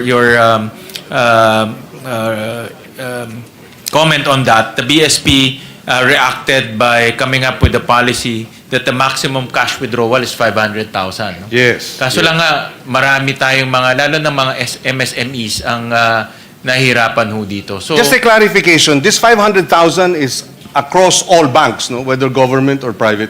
yes, all banks, Mr. President. And I was made to understand po by BSP that pwede naman para lumaki basta may supporting documents. No? But then again, I guess as a general rule, everything is 500,000. But I understand that they are reviewing this policy because of a lot of negative comments that they are receiving. And Could it have been a contributory factor in the drop in economic transactions? And therefore, baka sana 4.2% ang growth natin noong third quarter naging 4 kasi nga ang hirap mag-transact sa mga bangko. I don't know, no? I'm just thinking off the top of my head. yeah, I think Senator Rector's made possible. This is possible. And also moving forward, it can also create some negative effects, Mr. President. And the BSP is the BSP acknowledged this, Mr. President, and they are now reviewing this policy. So, Yes, thank you. And you mentioned the land bank. And I remember this because there seemed to be a conflict between the BSP appreciation of what was happening and the land bank's appreciation of what was happening. Because the land bank, few days after we cited these concerns. Well, first, the BSP. The BSP, if I may quote, the BSP said, BSP shocked by cash piles in flood control corruption. No? This is a Philippine Star. It was worse than we thought. I'm quoting the governor, Eli. This flood control scandal was much of a shock to us as it was to you, but we're working hard to fix it. So that's the BSP concern. But the Land Bank, when was it? September 30 issued a statement saying that all their transactions with the DPWH were above board as we were investigating it. So, which is which? Is it shocking or is it above board? May we have a clarification, Mr. President?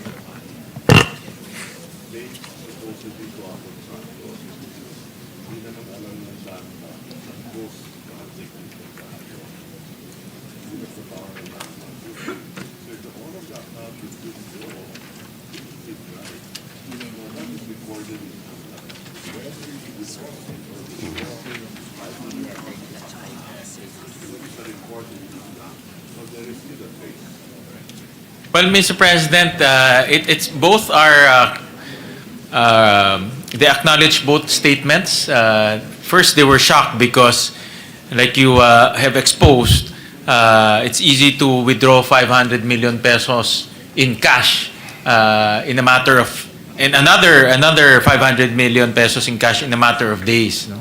So, but based on their policy, this is within their policy, Mr. President. Albeit, and I also acknowledge that this policy is not a very well thought of policy, meaning you can just withdraw 500 million easily, just like that. That's why they reviewed that policy and changed it, Mr. President. But what's also very peculiar, Mr. President, is this type of transaction should be reported to AMLAC. And should be flagged as suspicious transaction. And I understand that the reporting mechanism happens in a matter of a few days or almost instantly. But obviously, the AMLAC did not respond or investigated this well, amount. I have to check, no? But my understanding was they did not report it as a suspicious transaction because it is a covered transaction. It's a covered transaction, But not Mr. a President. suspicious transaction. Yeah, Mr. President, but I think both covered... And I was lectured by somebody from Land Bank online, posted saying that I should know the difference between, said the difference between covered and suspicious. Just for the record, I was sponsor of the AMLA law in 2001, so I very well know the difference between covered and suspicious transactions.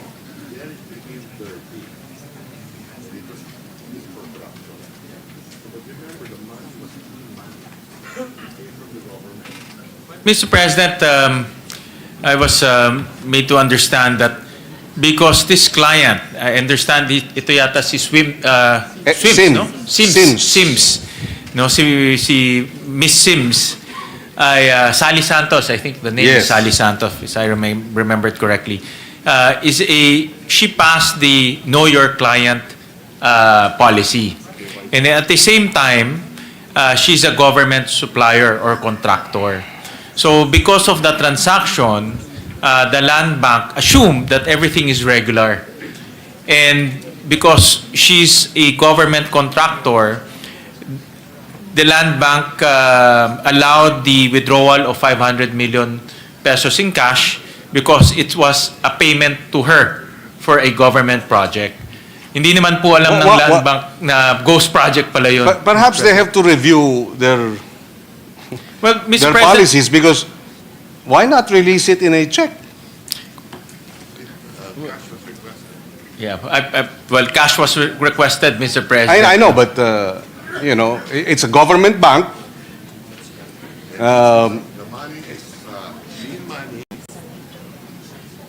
clean money Yeah. from taxpayers. Clean money which was withdrawn, which became dirty when it was used for corruption.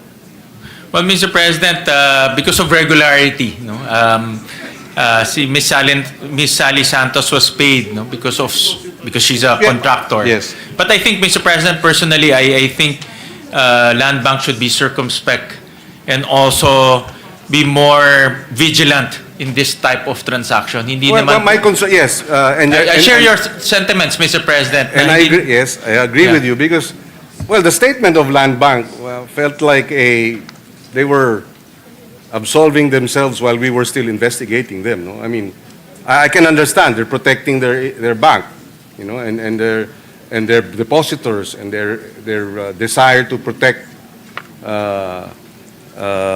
the institution. They would resort to this, but you know, people are angry. And the public sentiment, as I said that, and the response of Land Bank, the people were saying they did not agree with the position taken by the bank. And anyway, moving forward, I think they should review that. Plus, you know, there's a, they say that when well, it's a matter of a law that when you make a testimony or you come up with, you know, testimony, for it to be believable or credible, it has to be consistent with human experience. Of course, it's not exactly foursquare behind that release of 457 million in 2 tranches. But as a banker, and I've asked all maybe 5 to 6 bankers, and I said, would you consider this as a regular? The release of 457 million pesos cash in 2 transactions within a period of 2 days. And none of them said, oh, that's okay. All of them said, wait. And then, but you have Land Bank saying everything was above board, et cetera, et cetera. But at least, eventually, there were some intermediaries who relayed to me that they're reviewing their current position. And then I said, okay, thank you. But because my concern was precisely, you mean to say if that was above board, then we will have more 457 million cash transactions in the future, and it's still okay. So moving forward, I hope that matter is clarified, and also the 500,000 pesos cash perhaps should be revisited.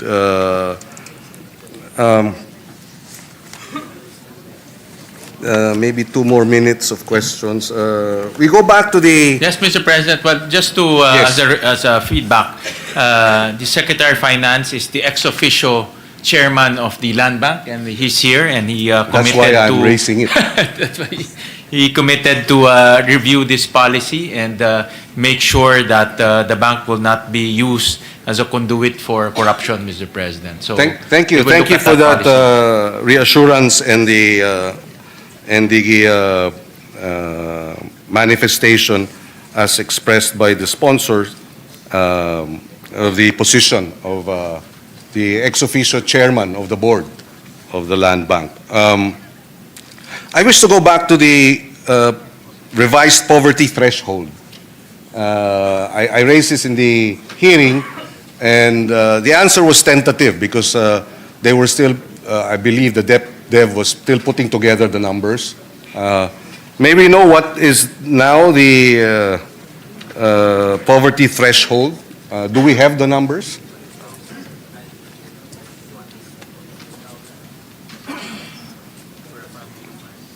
Yes, for a family of 5.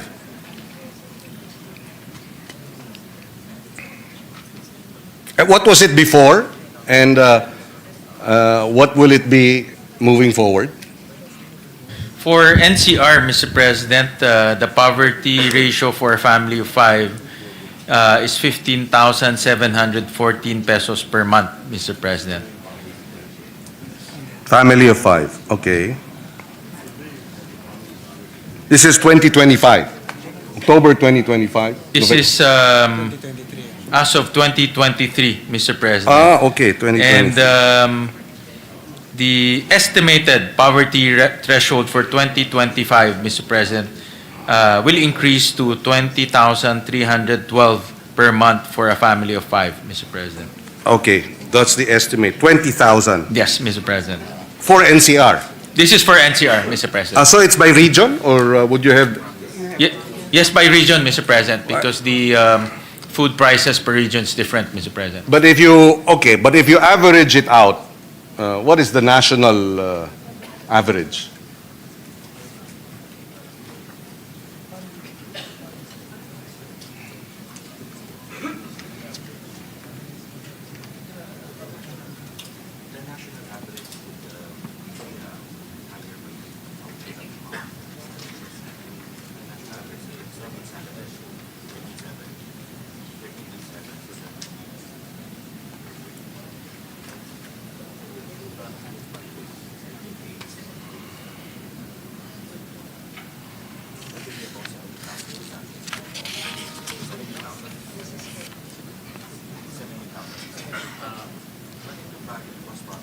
Yes, I Yes, understand. Mr. President, for a family of 5, the national average will be 17,600, Mr. President. 17,600.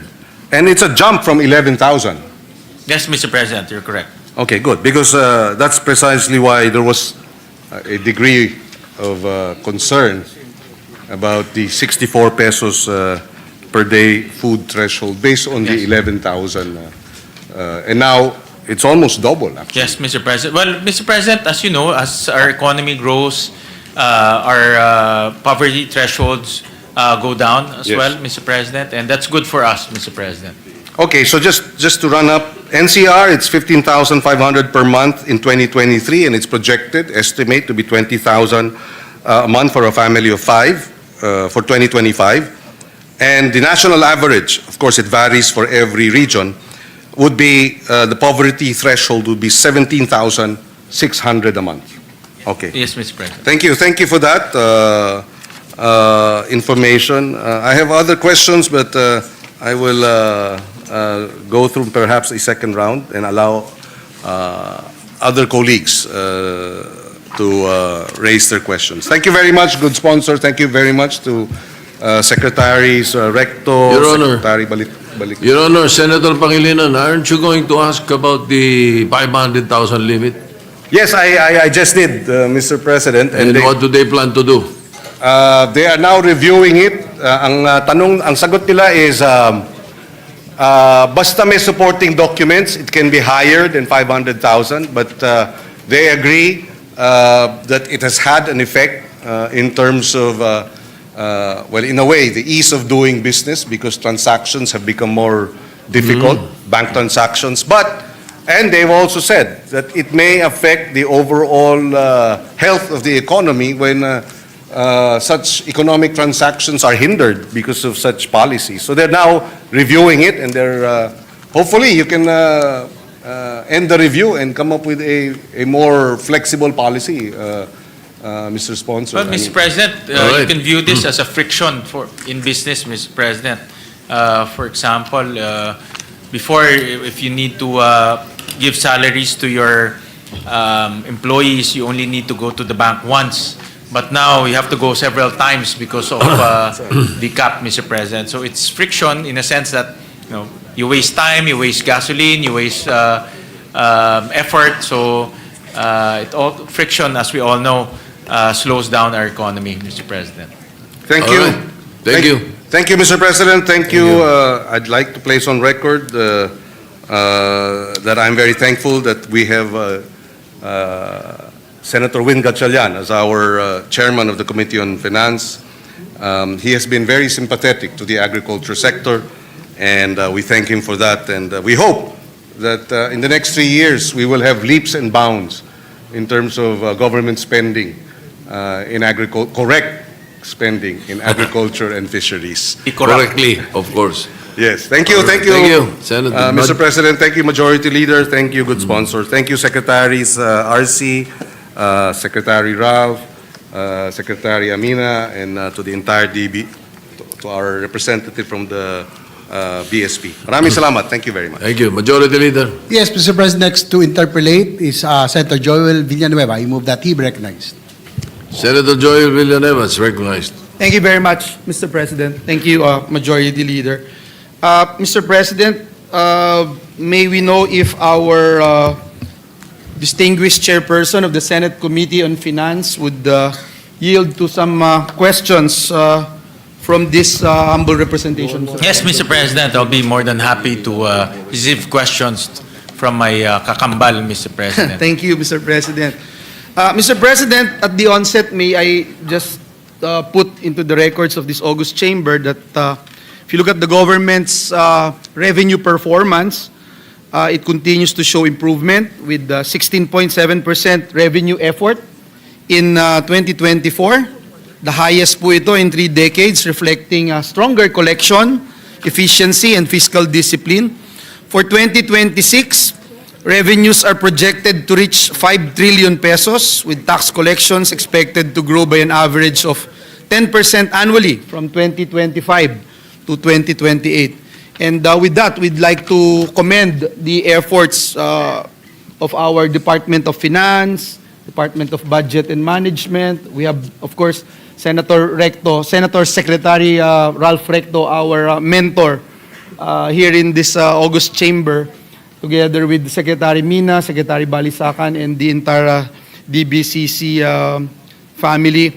Again, we commend them for their efforts to sustain this positive momentum in revenue generation and fiscal consolidation. Mr. President, now as we transition to the implementation of program convergence budgeting, I feel that there is an opportunity, Mr. President, to further optimize spending and ensure that every peso borrowed and spent yields the greatest possible value to the Filipino people. So my first question, Mr. President, is while we acknowledge that revenue now largely cover operating expenses and debt service, while borrowings, yung inuutang po natin, ito pa rin po yung nagpa-fund ng ating capital outlays. And with our revenue effort, as we mentioned earlier, 16.7% in 2024, the highest in nearly 3 decades, how can we begin, Mr. Chairman, the gradual shift toward revenue-funded investment instead of heavy reliance on new debt, Mr. President?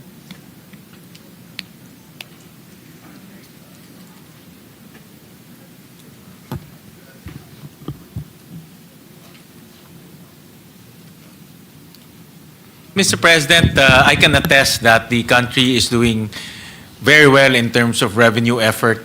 In fact, I just came from a tax forum in Jakarta, I think 2 months ago, and we were comparing numbers in terms of revenue effort here in the ASEAN. We're actually the highest in terms of revenue effort, especially on from tax revenues, Mr. President, much higher than our peers here in the ASEAN, Mr. President. Although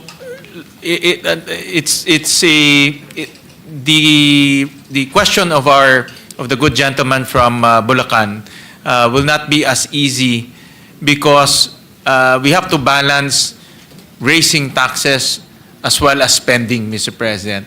And we all know that raising taxes is also a very difficult endeavor, as well as it's a very sensitive balancing act, Mr. President. But the goal is still there, Mr. President? Well, Mr. President, looking at the... To me, the goal is, it's not a problem to borrow for as Yeah. long as the economy grows faster than your... Correct, Mr. President. Well, Mr. President, yesterday, Senator Pia, through the Committee on Ways and Means, held a hearing on the government's revenue effort, and looking at the next 3 years, there'll be, I think, one revenue tax that the DOF is pushing.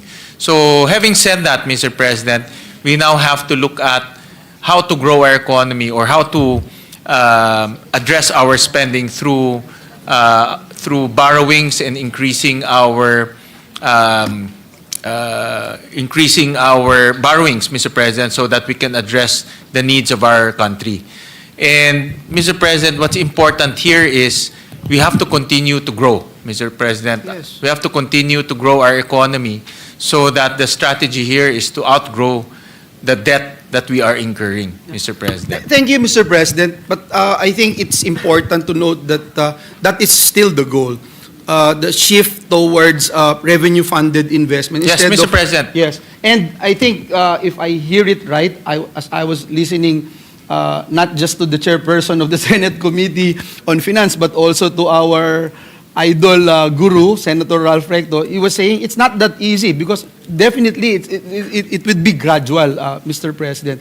But I think it is important to note that that is still the goal, Mr. President. Yes, definitely, Mr. President. If Yeah. we can, that's why it's important to be efficient in revenue collection, Yes, Mr. and President. that brings me to my next question, Mr. President. If you look at the total revenues for fiscal year 2026, it is projected at 5 trillion pesos with disbursements reaching 6.63 trillion, which is 21.5% of our GDP, creating a 1.6 trillion financing gap.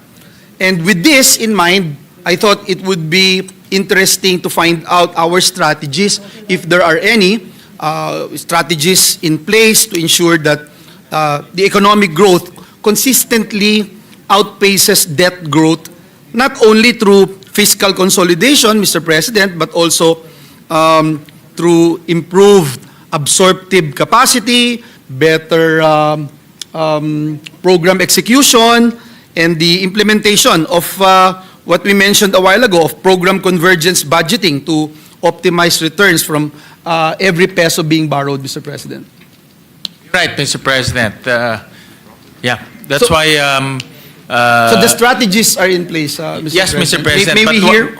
But what's important is to continue to grow our economy as fast as we can, Mr. President, to make sure that the bottlenecks are addressed, confidence of our investor continues to grow because we also rely on investment to grow our economy. So all of these things should come into play, Mr. President, because if we continue to grow our economy, then borrowing, well, we can still borrow, but we can outgrow our borrowing, Mr. President. Yes, Mr. President, if I may, and please, I beg the indulgence of my good friend and our chairperson of the Senate Committee on Finance, if we can hear something like a particular strategy that we are looking at to right now that we will be able to implement in order to achieve this goal, Mr. President.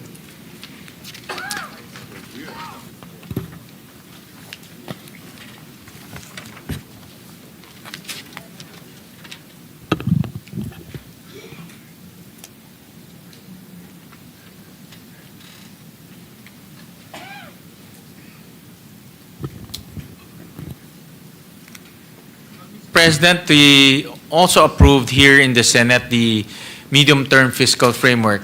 And this is the guiding document for the DOF and the economic managers to reduce our debt and our deficit over time, Mr. President. Admittedly, this is not easy because of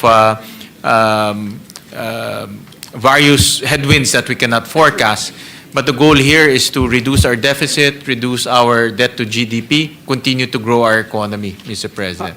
Thank you, Mr. President. And I'm happy to report also, Mr. President, that we supported this particular measure, this initiative that aims to narrow the fiscal deficit from 6.5% of GDP in 2022 to 3% by 2028, bring down the debt to GDP ratio below 60%, sustain annual growth of 6.5% to 8%, and maintain infrastructure spending at around 5% to 6% of GDP to support economic expansion and job creation. Perhaps, Mr. President, what we are looking at, Mr. President, is perhaps ask, for example, Mr. President, a specific sector, yung bright spots, kumbaga ho, Mr. President, na pwede po nating makita right now. For example, yung pong trabaho para sa bayan law that we passed, I think they have already come up with a strategy on how we'll be able to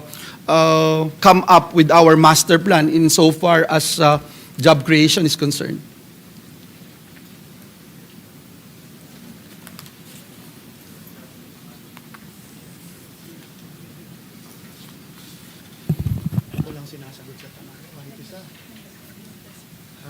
Parang ayoko na. Ang sinasagot eh. I was advised by the Secretary of DepDev that the Trabaho para sa Bayan plan is already integrated in their planning, integrated in their forecast, and the Trabaho para sa Bayan, which you authored, Mr. President, and sponsored, is already an integral part of their planning process, Mr. President. So, and I know that the Trabaho para sa Bayan addresses the issue of job mismatch, and also addresses the issue of job forecasting or demand forecasting, Mr. President.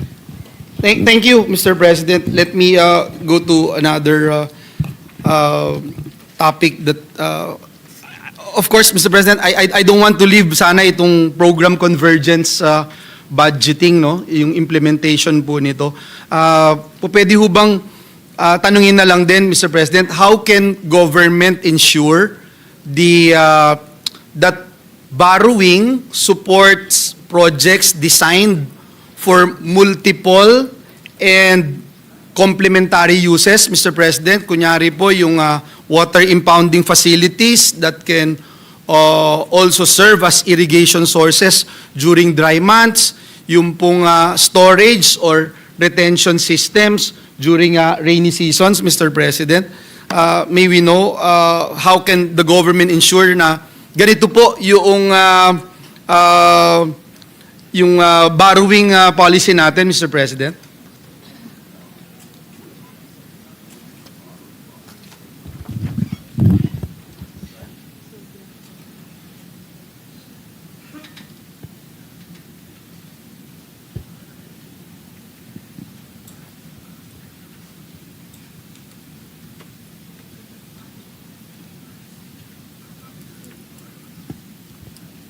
Well, Mr. President, I think what's obviously lacking in this whole flood control mess is a plan. No? Wala tayong plano. No? I think that's very clear. I cannot disagree more, Mr. Correct. President. So I'm sad to say this, but yeah. So Yes, Mr. there was President. zero plans at all. No? Kaya tayo nasa ganitong I cannot gulo. agree more, Mr. President. You and I we were together during the 2022-2023 investigation on flood control. We have been talking about this, that there is no plan. It is not integrated. It is not well thought of, Mr. President. And we have been saying that since 2023. I can attest to that, Mr. President, that you were very vocal in raising the issue that there's no plan whatsoever in addressing the flooding in the province of Bulacan and also in Metro Manila, Mr. President. And sad to say, because of that absence in a plan, nandito na tayo, nagkaloko-loko na, Mr. President. So I think that's the objective of the economic managers now, is to moving forward that all of this flood control should be part of a well-researched, science-based master plan, so that we won't waste resources, Mr. President. Thank you, Mr. President. That's the only reason why I wanted to raise this particular question, Mr. President. And if you look at the implementation of program convergence budgeting, Mr. President, it provides an important opportunity to address po itong mga challenges na ito, no? Nakita po natin, for example, by integrating efforts across agencies such as DPWH, DENR, NIA, and LGUs, yung pong program convergence budgeting can help ensure na yung pondo po ay directed to the areas of greatest need, and that the government investments, particularly in climate resilience and flood control, yield the most value for every peso spent. In fiscal year 2026, Mr. President, ang pamahalaan po, nakalagay nga po dito, plans to borrow around 2.7 trillion, if I'm not mistaken, no? With 950 billion pesos allocated for interest payments, about 14% of total expenditures. Please correct me if my data is incorrect. I can see our Secretary of DOF giving me a thumbs up. Mr. President, may we know how can this whole of government approach enhance debt efficiency by ensuring that, again, every peso borrowed yields lasting cross-sectoral value for our people, from water and agriculture to energy, transport, and community infrastructure. Well, Mr. President, just on the program convergence budgeting, Mr. President, that's the moving forward and the plan of the DBM together with the DepDev to make sure that all of these plans are not only on paper but also executed through wise budgeting, Mr. President. So you're absolutely correct in raising this very important budgeting concept, so that we can avoid a lot of those wastages that we saw in the flood control program, Mr. President. Thank you, Mr. President. I will no longer ask questions on foreign direct investments. This was tackled earlier as I was listening, Mr. President, in the interpellations. Mr. President, let me go to one project or one particular law that we passed here in the Senate, which is the Government Optimization Act. Mr. President, over the years, around 1 in every 10 authorized government positions has remained unfilled. Alam na alam po ng chairman natin na ito'y advokasya natin. Inabutan ko pa si then Senator Ralph Recto. Ito'y naging aking advokasya na.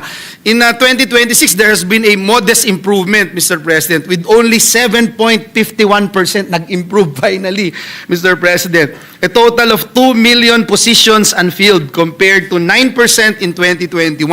This means that approximately 1 in every 13 positions is still vacant, Mr. President. Again, kung matatandaan nyo po, laging 1:10. For every 10 positions,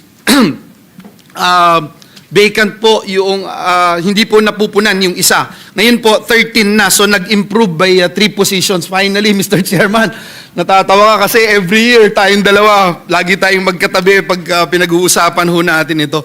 So, Mr. President, with the recent passage of the Government Optimization Act, how is this expected to reshape the landscape of authorized positions across government agencies, Mr. President? That's an excellent question, Mr. President. Well, just to report to His Honor that in the 2026 budget, there's a 10 billion peso allocation for government optimization under the MPBF. And I believe this will fund the necessary amounts to operationalize the government optimization. Let me just get back to the status, Mr. President.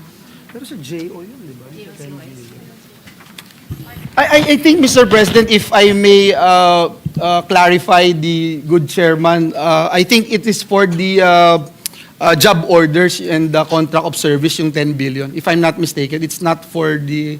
No, it's for everything, It's Mr. for President. everything. So, Mr. President, and I have good news. Tomorrow, the IRR for the government optimization will be released. I was about to ask that question. Thank you, Mr. Thank President. you. And thank you for asking that, Mr. President, because in the review of the budget, marami ho kaming nakitang mga agencies na obsolete na or redundant, o mga agencies na kaya nang gawin ng private sector o kaya nang gawin ng industry as part of their self-regulation. Hindi naman ho kailangan ng gobyerno to regulate everything. The industry can regulate themselves. No? So, in the review of the budget, we see a lot of agencies na sayang lang ho yung pera dahil nagiging redundant o hindi na ho kailangan yung agencies. And we'll submit to the DBM our own findings and recommendations so that they can analyze and review these agencies, and then they can optimize the government by merging or abolishing or collapsing some of these agencies. Thank you, Mr. President. At para hindi po tayo tumagal, siguro pwedeng kahit makahingi lang po tayo ng initial assessment doon po sa mga... Wala pa rin po yun. Wala pa, Mr. President. So, start pa lang. Ang maganda, may funding na, may IRR na bukas. Kasi alam ko nung tinap ako to sponsor the measure, may mga pag-aaral na nun eh. nung time na yun. May So, mga initial estimates, I think, Mr. President. I Yeah, and, remember that interpellation. But we will get some definite answers in the next few weeks, Mr. President. And you were saying, Mr. President, that the IRR will be signed soon because... Tomorrow, Mr. President. Tomorrow, Mr. President. Issued tomorrow. That's very good news, Mr. President. And you made mention, Mr. President, no, because under the law, it mandates COEB, or the Committee on Optimizing the Executive Branch, to conduct a strategic review of executive agencies to evaluate their roles, functions, effectiveness, identify inefficiencies, and recommend reforms to enhance efficiency, coordination, and alignment with national development goals. May mga low-hanging fruits po na nakikita na tayo, tumatango po si Secretary Mina. For example, Mr. President, yung optical media board, ano pa bang pwedeng gawin ng optical media board? Pwede pa ho ba silang gawin?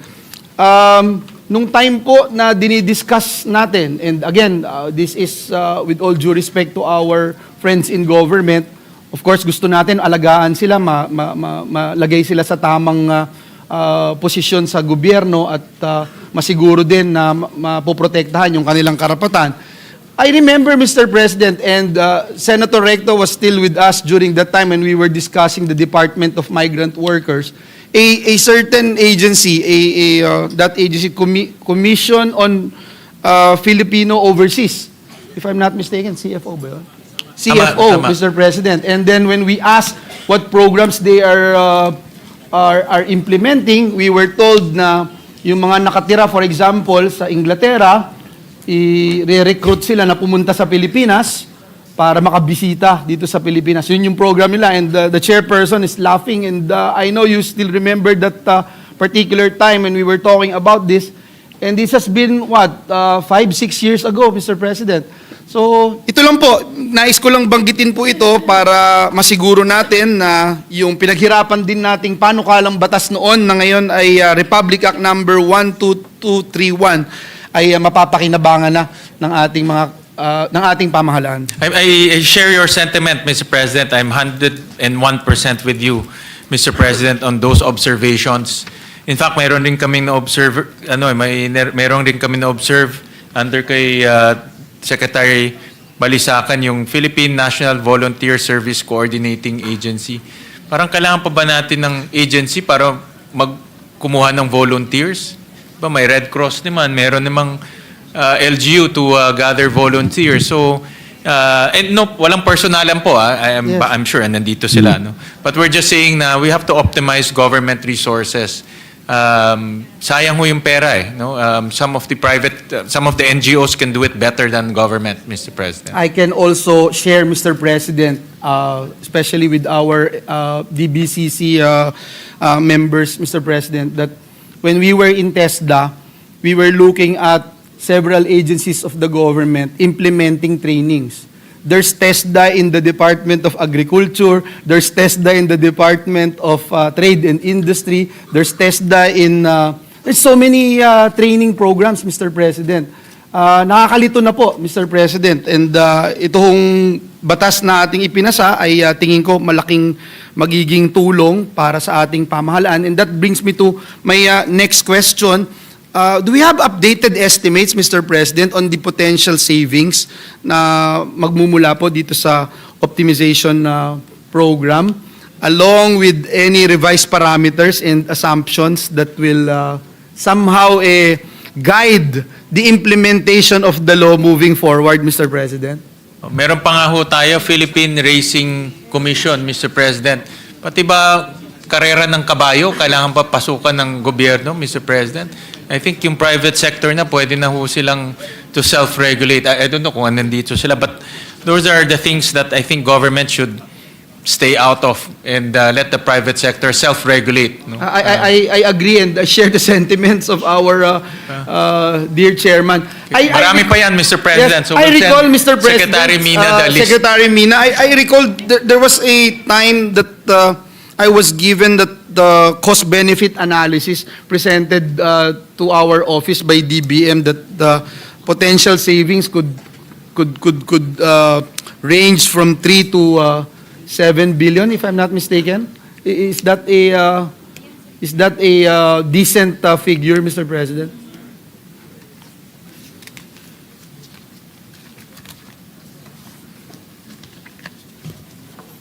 Mr. President, I was just informed that the initial estimate is between 750 million to 2 billion savings a year, Mr. President. Okay. So when I say savings, savings on electricity, on rent, on sweldo, hindi lang naman ho sweldo. Kasi ito yung mga MOE. nag-overlap na eh, no? Yes, Mr. President. Pare-pareho Like I said, ginagawa. Mr. President, that your question is very important in this topic, Mr. President, because we can keep on allocating funds, we keep on sourcing funds, pero maraming funds rin nasasayang, no? And that's why all of these agencies that can be utilized to a much better output and outcomes, government should do so. And if, like I said, if the private sector can self-regulate, let them self-regulate rather than government going into pati karera ng kabayo, Mr. President, pinapasukan natin, which I really think is not the job of government. Thank you, Mr. President. I share the same, Mr. President.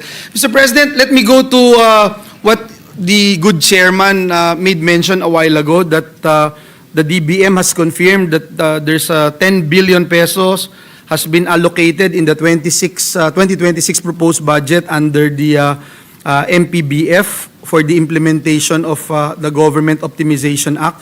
Mr. President, this funding will particularly support not just the filling up of job orders and the contract of service workers. Is that correct, Mr. President?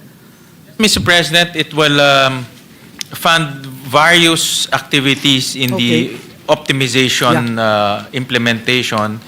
For example, hindi naman ho magtatanggal lang ng tao, no? We can government's aim is to put them in the offices and agencies that are needing more employees, Mr. President. So we will also create positions. We will also promote certain positions. So all of these things will be part of that 10 billion, Mr. President. Thank you, Mr. President. Just so we can appreciate all the more this particular topic, Mr. President.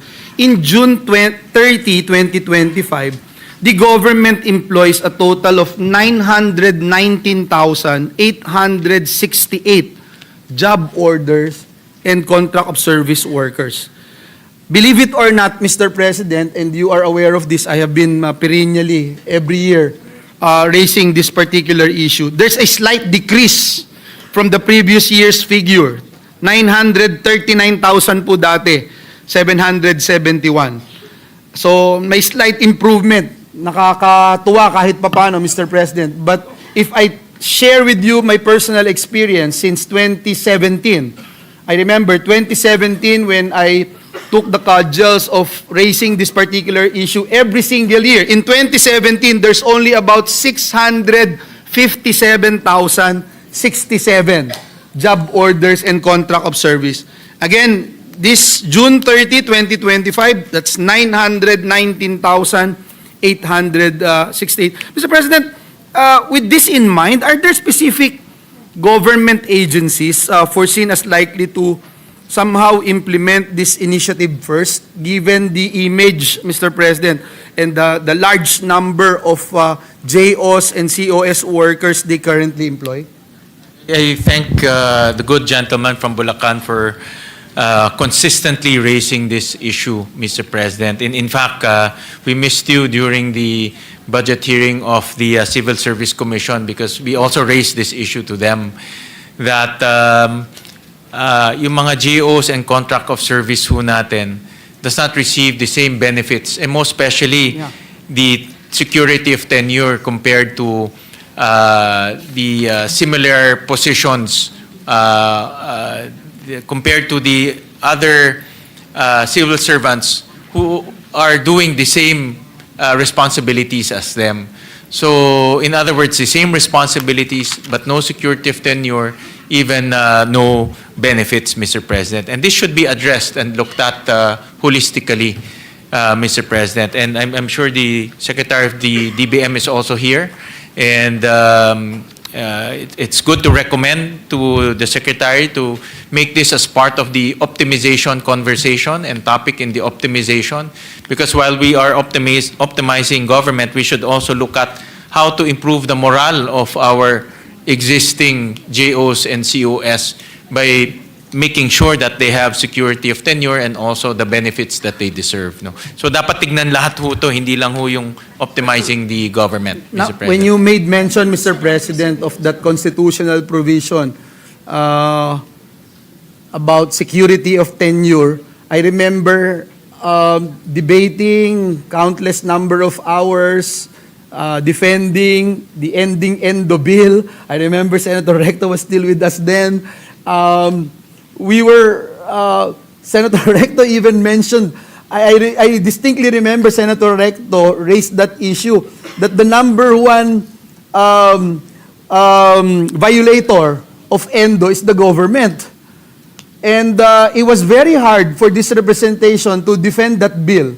But we were able to pass it here in this August chamber on third and final reading, only to be vetoed after being part of the priority measure of the previous administration. But again, Mr. President, I asked this question and muli, kinakalampag natin yung mga iba't ibang ahensya ng pamahalaan, yung top 5 agencies, Mr. President, DPWH, 41,227 JOs and contract of service.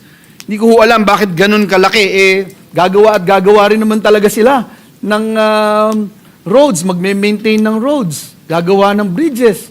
Pero ito, ganito na lagi ito, no? Hindi ko alam kung bakit. Baka ghost po, ghost. Ghost, kaya ganito. Hindi ginagamit dahil ghost pala yung pinapagawa. Department of Health has 23,824.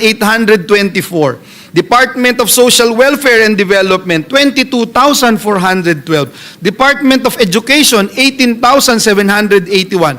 DENR, 9,319, Mr. President. Just to put that on record, Mr. President, and I think you and I, Mr. President, know very well that ever since we raised this issue, we do it not only in a general perspective, but also with the different departments and agencies of the government. Again, once again, I thank the good gentleman from Bulacan for consistently raising this very important issue. Unseen, unheard pa nga, but very important. And unseen and unheard because these are job orders and COS, so meaning they can be relinquished from their jobs at any time, Mr. President. And I was assured by the Secretary of the DBM that this will be part of the agenda of the optimization team, Mr. President. And because the optimization will also look at the entire picture in terms of how to address issues of job orders and contracts of service and also unfilled positions, Mr. President. But just to put things in proper context, Mr. President, in the share of the number of JOs and COS, it's the LGUs that command a bigger share.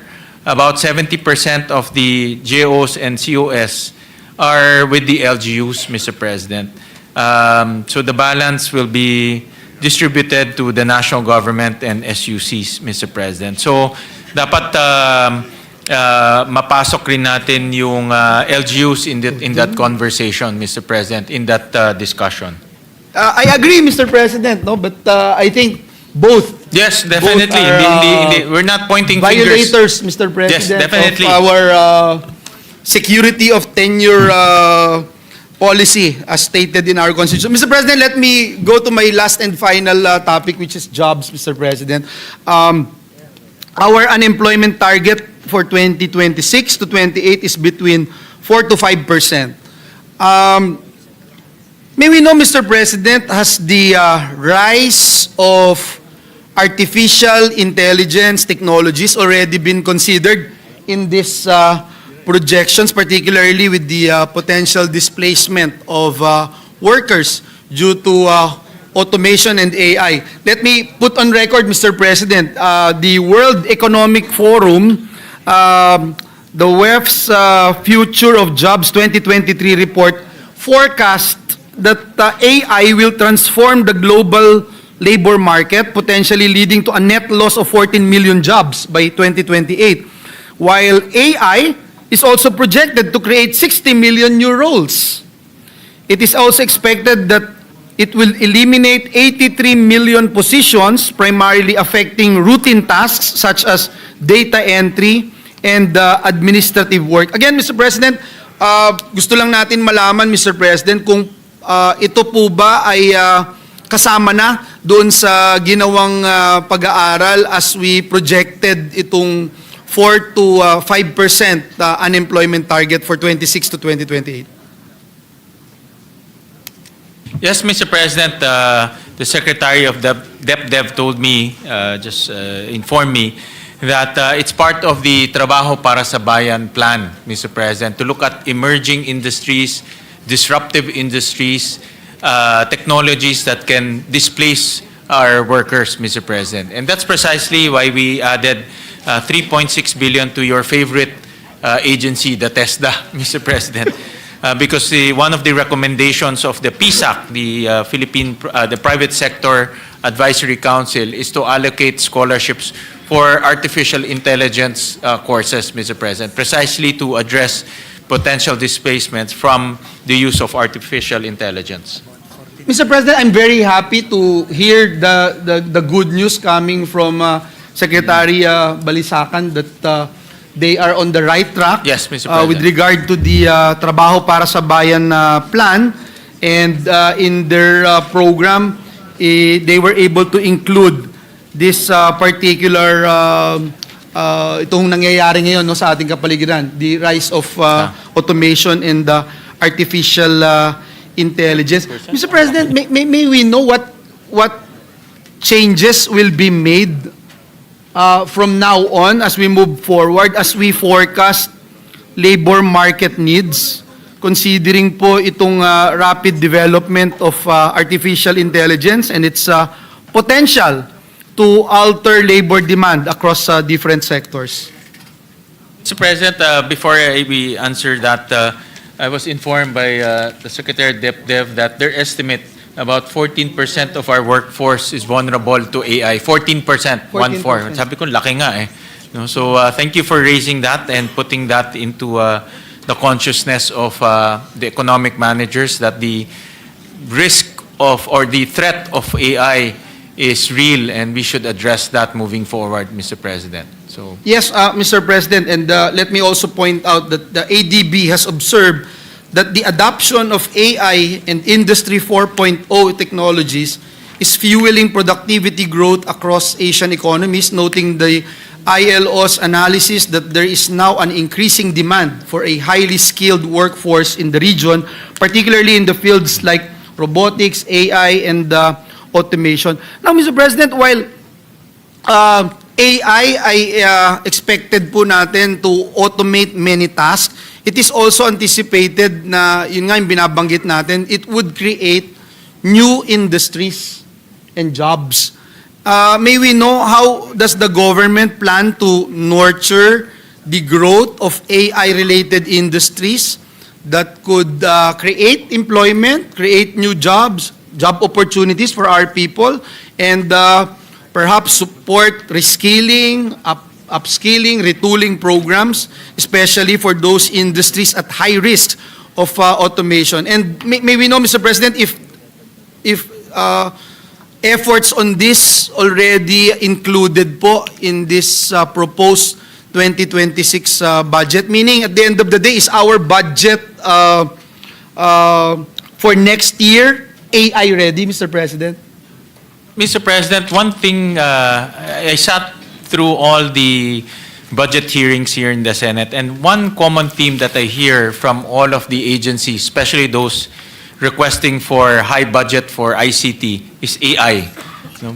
Sinabi ho yan ng BIR, sinabi ho yan ng Customs, sinabi rin ho yan ng DICT that their budget includes artificial intelligence to make them more effective and efficient. So in other words, the government itself recognizes the use of AI and its potential, especially in enforcement and revenue collection, Mr. President. So in a way, it's built in because the ICT or the technologies that they will be purchasing includes the AI capability. But on the training side, I mentioned earlier, Mr. President, that we included 3.6 billion to TESDA.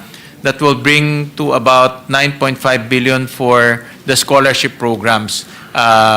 This includes scholarship for healthcare, semiconductors, construction, and artificial intelligence. Thank you. Thank you, Mr. President. We'll propound more questions when we tackle the TESDA's budget so we can ensure Mr. that President. this funding will be allotted to this particular programs. Mr. President, last question that I'd like to raise is the issue on alternative work arrangements, Mr. President.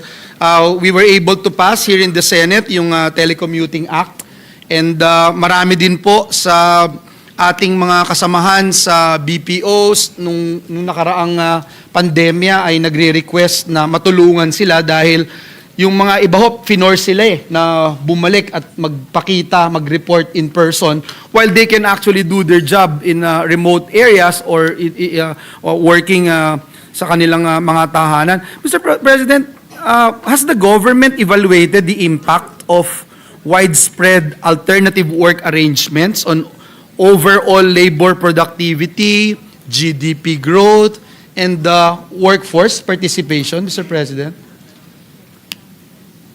Mr. President, I would like to thank Senator Joel, gentleman from Bulacan, for proposing a very important intervention in the Create More Act, if you remember.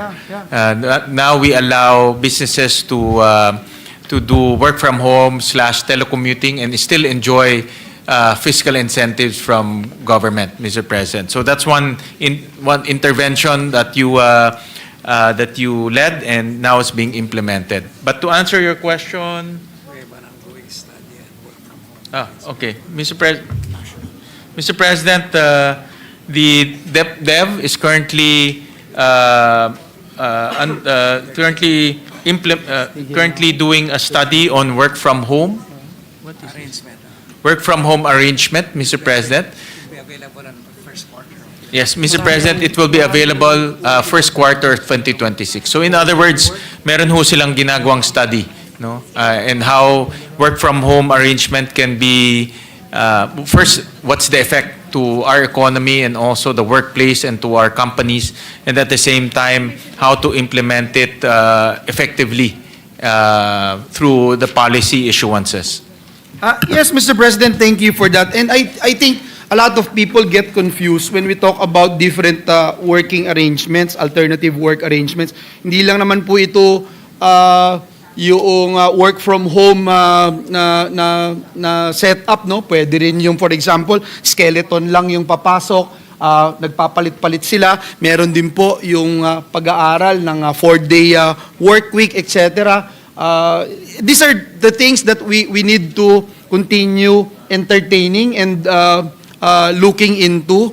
Kasi, for example, with the JICA estimating 4.9 billion pesos in daily losses due to traffic congestion here in Metro Manila. 2022 pa po iyon eh. So, ang tinatanong ko lang din po is, sana na-assess din po natin itong mga bagay na ito. For example, yung particular example na yon, have we assessed how alternative work arrangements can actually help these losses? At may mga iba pang po pwede nating gawin, Mr. President. Mr. President, those are now ongoing studies that DepDev is doing, and they recognize the potential of what they call flexible working arrangements, Mr. President. And the study will be out first quarter of next year, Mr. President. Thank you, Mr. President. That would be my last question. And let me also point out, Mr. President, what Finance Secretary Recto mentioned in the 2026 national budget, that it will focus on projects with the highest multiplier effect. And we completely agree. Government expenditure should result in a larger, overall increase in economic output and job creation. And for this representation, Mr. President, in order for us to see and measure this, this representation suggests that in the next budget cycles, agencies must include employment impact assessments patterned after the International Labor Organization's format for various programs, activities, and projects of government. Said assessments must include both the quantitative number of jobs created as well as the qualitative effects, types and quality of jobs created, of the employment generated. Sa ganito pong paraan, masisiguro natin yung bawat pisong pondo na inilalaan po ng gobyerno ay makakatulong po sa pagpaparami ng trabaho at pagpapataas ng antas ng pamumuhay ng bawat Pilipino. Again, maraming salamat for your patience, Mr. Chairman, Mr. President. Maraming salamat po sa DBCC family. Maraming salamat, Senator Joel, for those interventions and suggestions. Maraming salamat po. Thank you, Mr. President. Next to interpolate. Yes, Majority Leader. Thank you, Mr. President. Next to interpolate on the general principles is no other than our distinguished colleague from Tarlac in Central Luzon, Senator Rodante Marcoleta. Senator Dante Marcoleta is recognized.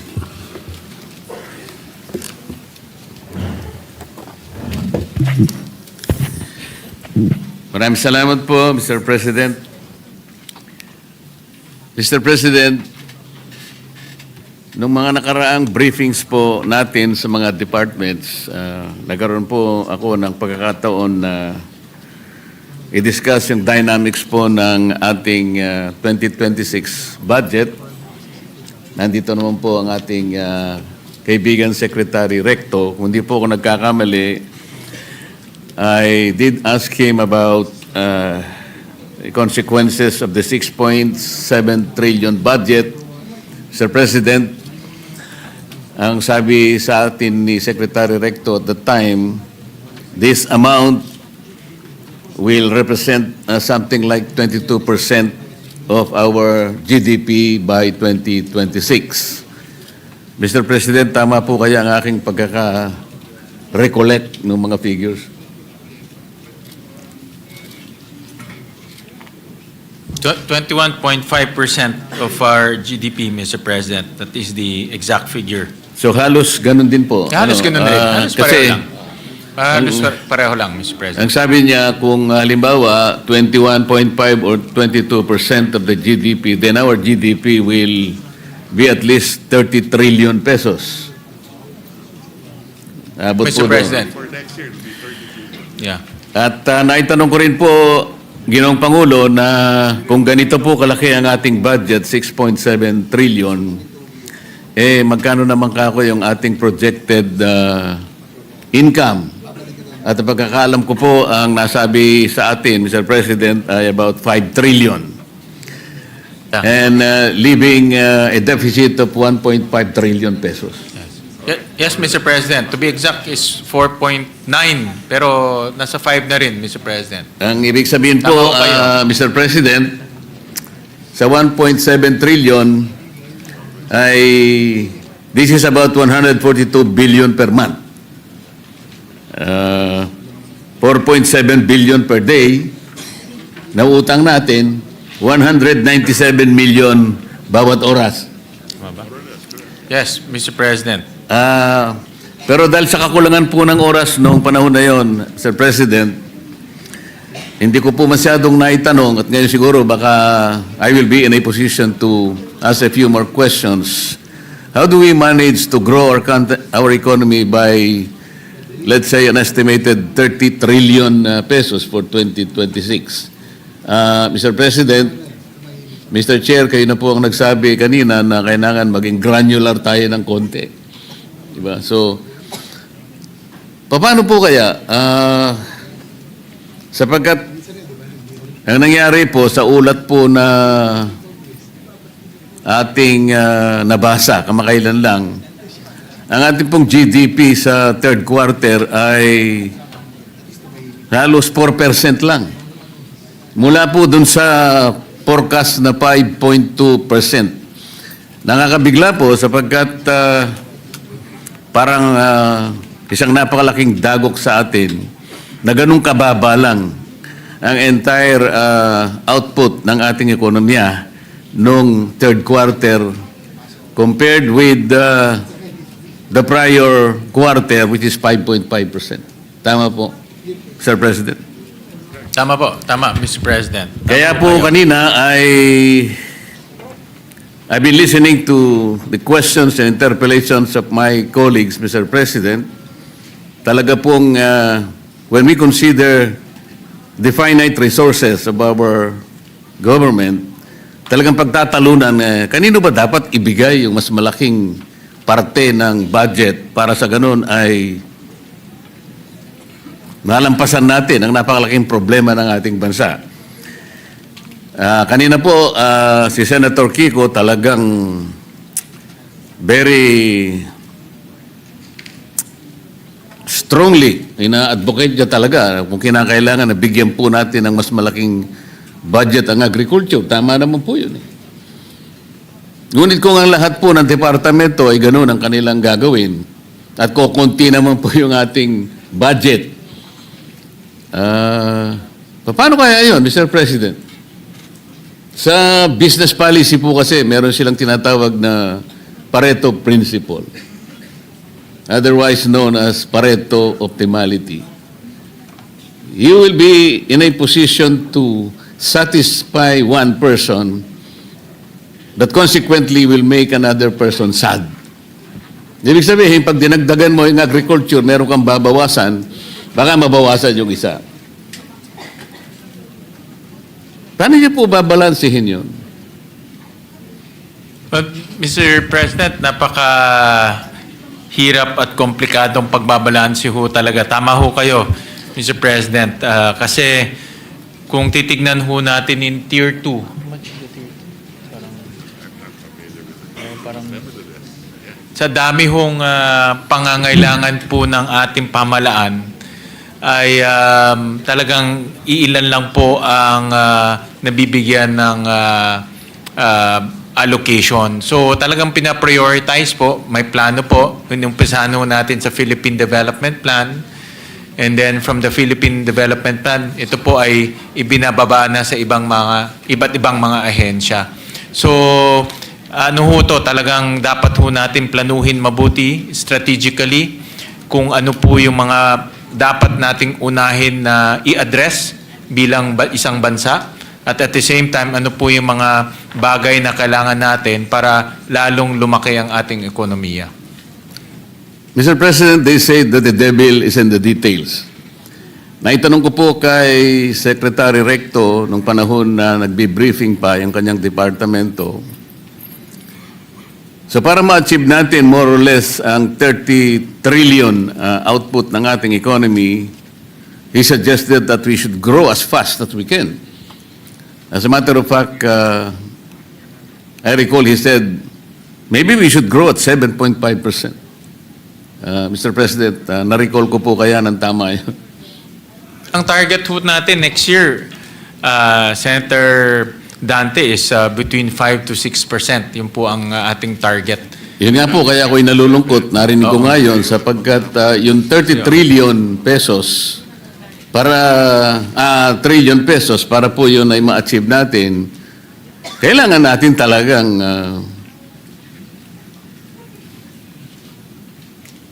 maitaas, maiangat ang ating ekonomiya ng mas mabilis kesa doon sa ating pagpupunyagi na mapanagutan ng ating mga utang.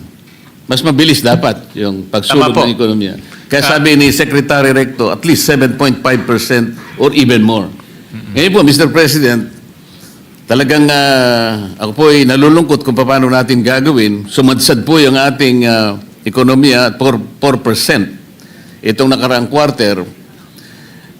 And the foreseeable future is very, very bleak. May nagsasabi po, our stock market is the worst in the region today. Our currency is the worst in the region. And then, may nagsasabi pa po, foreign direct investment dropped by more than 40%. So with this bleak scenario ahead of us, yung sinasabi po ninyo, Mr. President, na mga headwinds na maaaring magpabagal pa sa pagsulong ng ating ekonomiya. Nakakatakot po ang lahat ng ito. Kaya, paano po kaya natin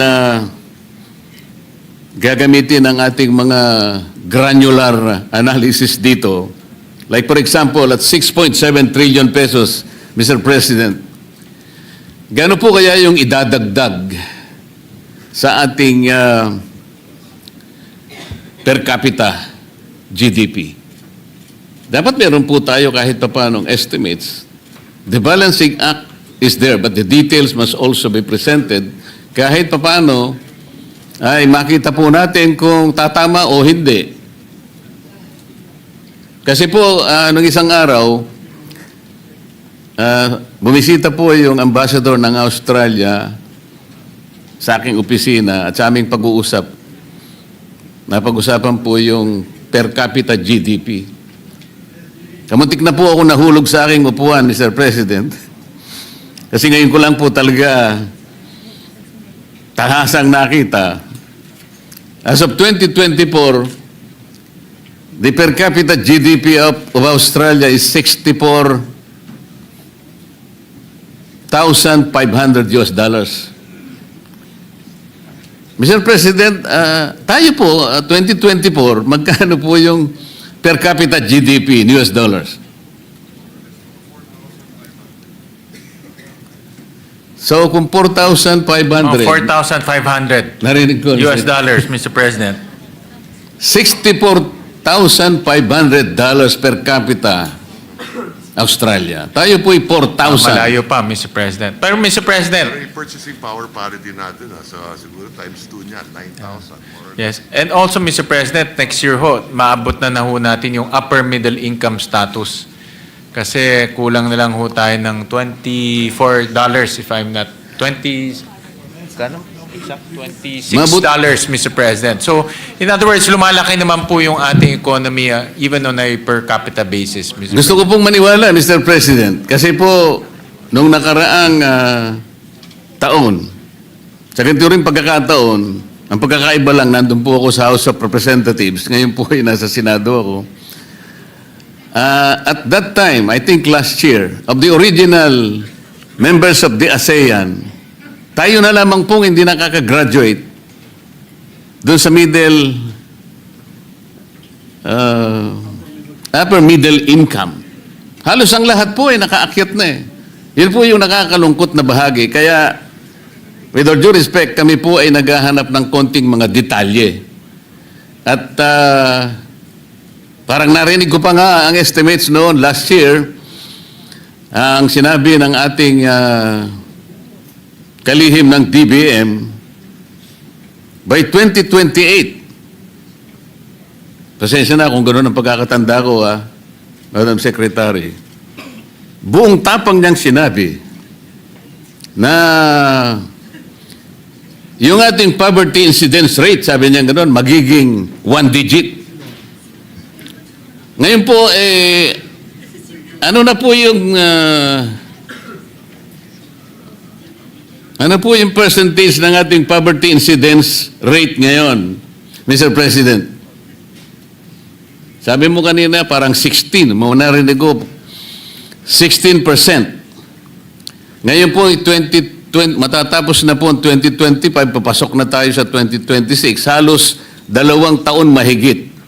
Kung ang projection is for the country to achieve a 1-digit poverty incidence rate, maganda po sana ngayon. Palagay niyo makukuha po natin yan, Mr. President?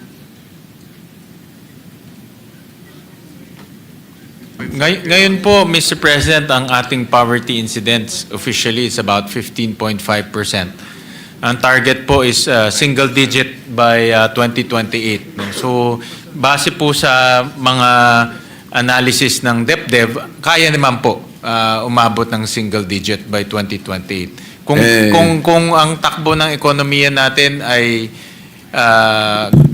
ganito ho, mga nasa 5%, 6%, tapos tuloy po yung mga programa ho natin para po sa mga mahihirap nating mga kababayan, aabot naman ho tayo doon. Yun nga po but we are held up by our macro and microeconomic assumptions.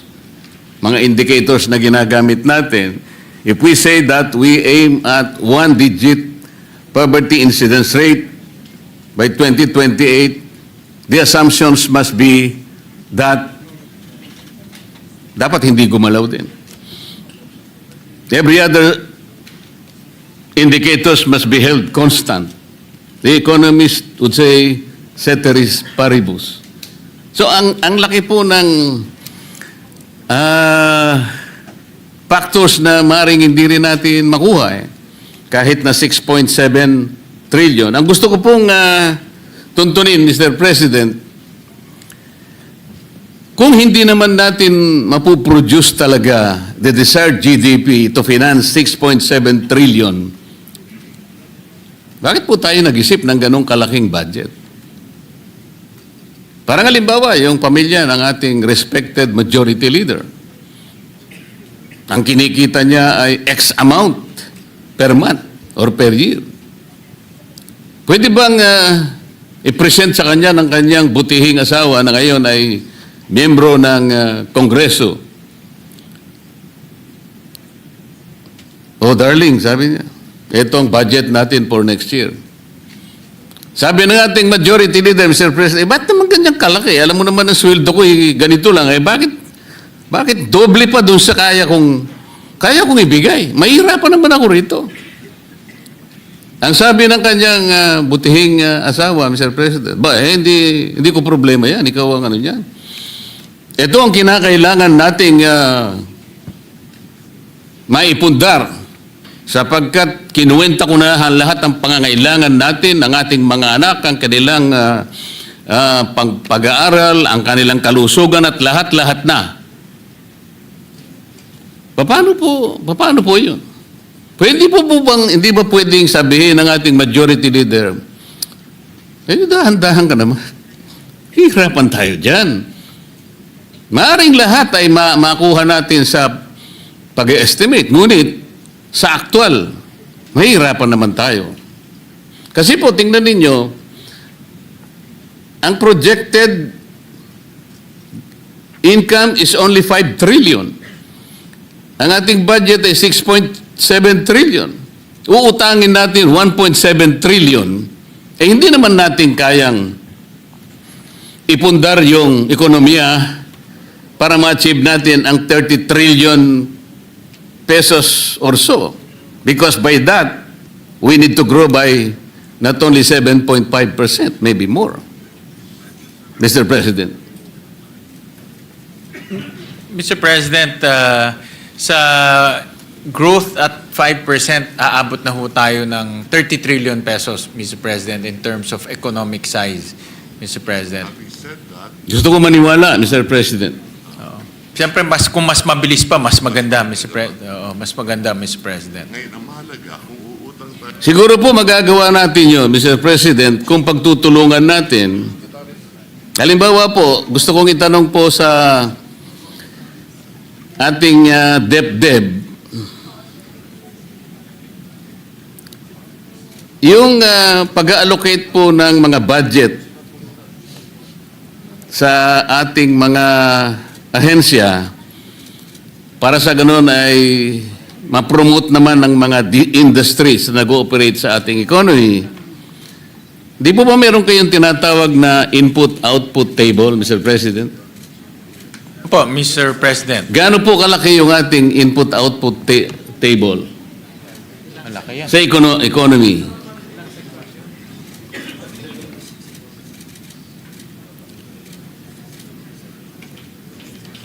Mga 64 sectors po, Mr. President. 64 sectors ang covered. Parang hindi po accurate kasi 64 by 64, Mr. President, to be accurate about it. kasi in the late 80s parang 200 by 200 po eh. Can you check your data?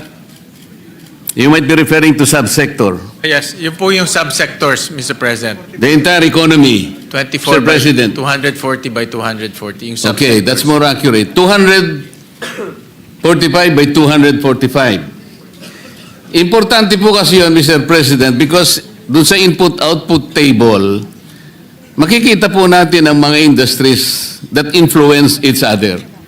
Doon makikita natin, alin ba yung dapat nating i-promote? Alin ba dapat nating supportan because it affects and it influences maybe more than the others? Para sa ganon, malalaman natin kung talagang may hit natin ang target o hindi. Because kung sinuportahan natin yung industry, pag tiningnan nyo po sa inyong table, tatatlo lang naman palang industry ang kanyang pwedeng suportahan. Pwede ba nating malaman ngayon, ano ba yung mga industries, for example? Somebody said that construction industry is the only one na parang bumagsak ngayon. Kasi nga, ang nangyari, siguro dahil nga sa iskandalong dinulot po ng flood control, medyo atubili ngayon ang lahat ng industry na may kinalaman sa public and private construction. Pati construction activities might be delayed, pati procurement. So, pati ang mamumuhunan dyan, ilan po ang mga industries na affected kung bumagsak ang isang industry kagaya ng construction industry? Ito po kasi yung dapat nating makita eh.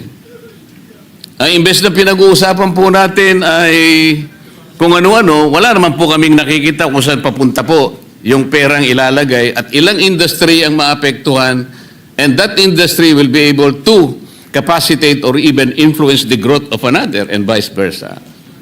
Wala po kaming ganong idea. And no one even presented para sa aming kaalaman, kahit na po siguro in general terms, para makikita po natin, and even in the matter of deciding where to invest our finite resources, the Senate will be guided, Mr. President. Tama ho kayo, Mr. President. Itong nangyayari ho sa ating ekonomiya, lalo na yung pagbagal po at 4%, isang dahilan ho dyan ay yung construction industry. Nabanggit ko nga ho kanina. At marami ho itong kasing konektadong industriya. For example po, mga hardware, delivery trucks, yung mga nagtatrabaho po sa mga delivery trucks, yung mga nagtatrabaho po sa hardware, of course, yung gumagawa ng bakal, gumagawa ng semento, gumagawa ng kahoy, gumagawa ng pako. Marami pong konektadong industriya po sa construction industry. Kaya yan po ay isa sa pinaka malawak na industriya sa ating bansa. Dahil hindi lang naman po gobyerno ang nagko-construct, pati private sector ang nagko-construct.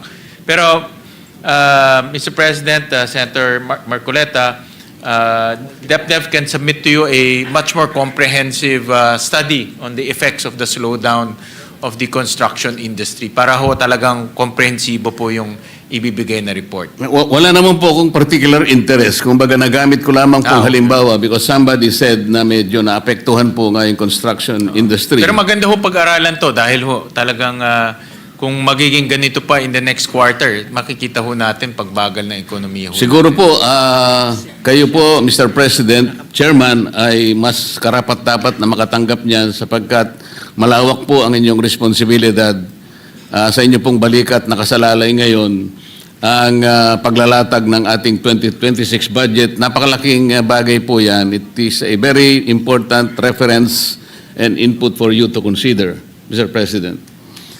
Actually, hindi lang pako, hindi lang bakal, pati po bato na ginagamit, yung tinatawag nilang aggregates. Ano po?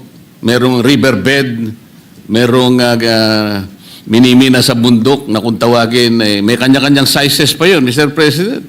Merong G1, merong 3/4, merong 3/8, maliban pa yung porak sand na kinukuha sa Porac, Pampanga, yung mga tailings, lahat ng ito Dikit-dikit po yan kasi.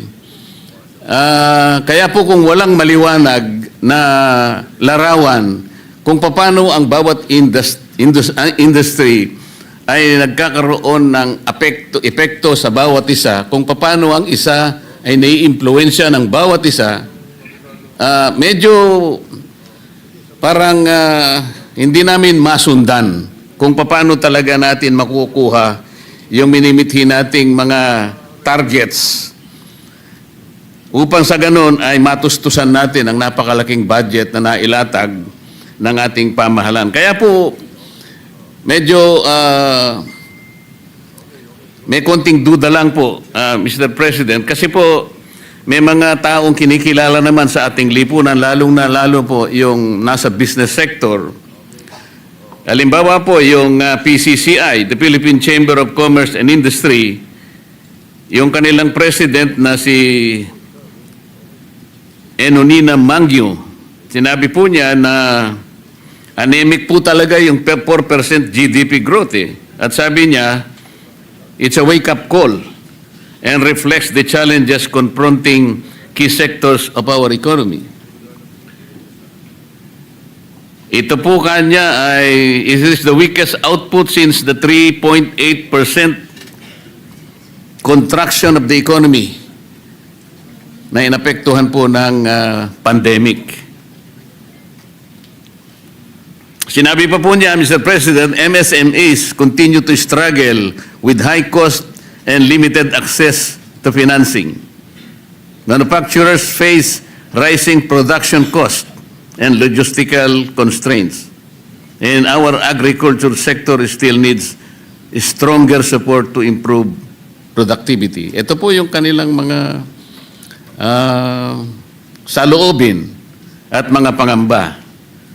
Yun naman pong chair ng Federation of Philippine Industry, Elizabeth Lee, noted that the Philippines has been grappling with investors' risk aversion. Ito yung problema po eh.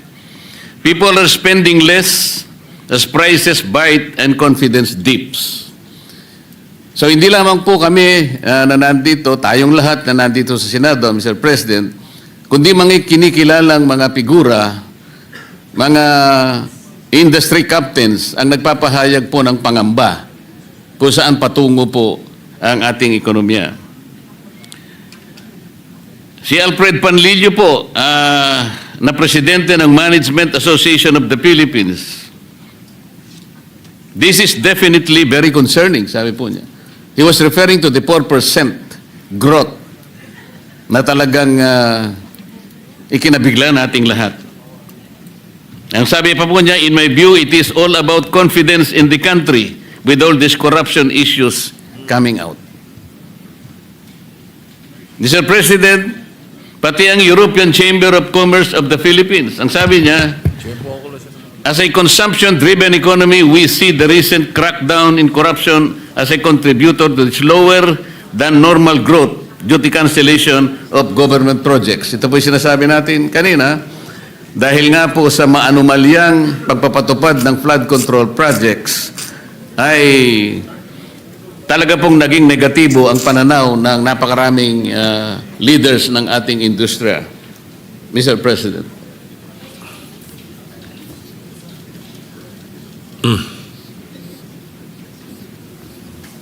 Actually, nakikipag-usap lang po kay Senator Recto, kay Senator Walisacan.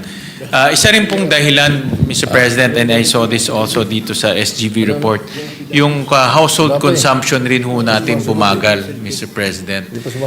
Bumagal dahil sa kumpiyansa ng tao, dahil rin sa mga bagyo na nararanasan ho natin. So ito rin isang dahilan kung bakit ho bumagal po yung ating third quarter economic growth. But ngayon papasok na ho tayo ng Pasko. Alam naman ho natin na during Pasko, every Christmas, ang tao po ay gumagastos. So hopefully mag-rebound yung ating household consumption. Yung construction naman po ay nandyan na ho ang bagong pamunuan ng DPWH. Maayos ho nila yung problema doon at ma-revive rin ulit yung construction industry, especially from the DPWH. So mayroon naman po tayong mga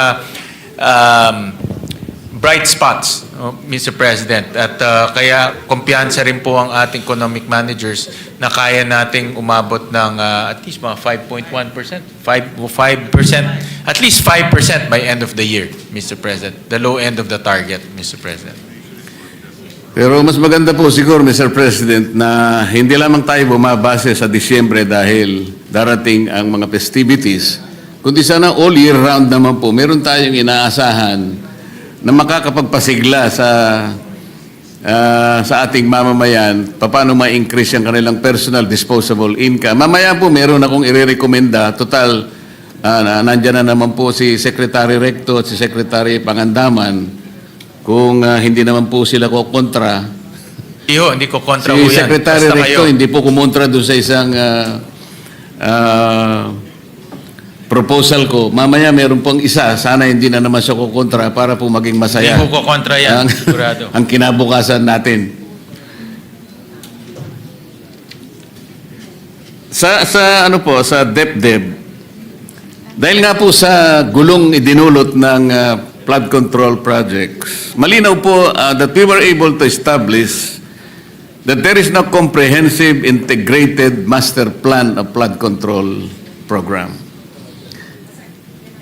We were able to find out that the agency that is supposed to be overseeing the master planning and overseeing this is a small agency. Oh no, it's not an agency. I think it's a small office within the Department of National, ano ba hindi? Palalampasin ko nito kasi Environment and Natural Resources. Yun pong tinatawag na River Basin Control Office. Alam po ba ninyo, Secretary Balisacan, pag tinignan po niyo yung opisina na yon at yung mandate niya, which is governed by two, I think, executive orders, sila pala ang merong responsibilidad na gumawa ng isang master plan by being able to integrate the 18 river basins in this country. Sa makatwid, kung yung po ay integrated and comprehensive, wala pong masasayang eh. Hindi yung isolated. Dito pinag-uusapan lang po natin flood control muna. Maglatag po kayo ng flood control na hindi po magkakakonekta. Saan po pupunta yon? Sa kawalan. Sa puro sayang.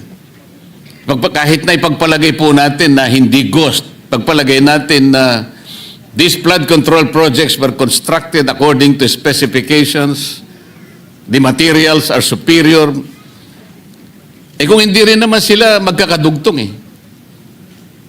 Wala rin pong mangyayari. Parang wala pong strategic impact. There is no strategic national impact hanggat hindi po nyo pinakyalaman. Kasi po kayo yung national architect. Eh. You are supposed to be the one that will ensure that all these projects makikinabang ang buong bansa.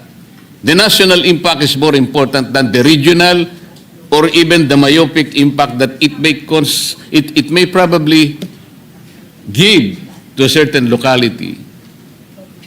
Do you agree, Mr. President?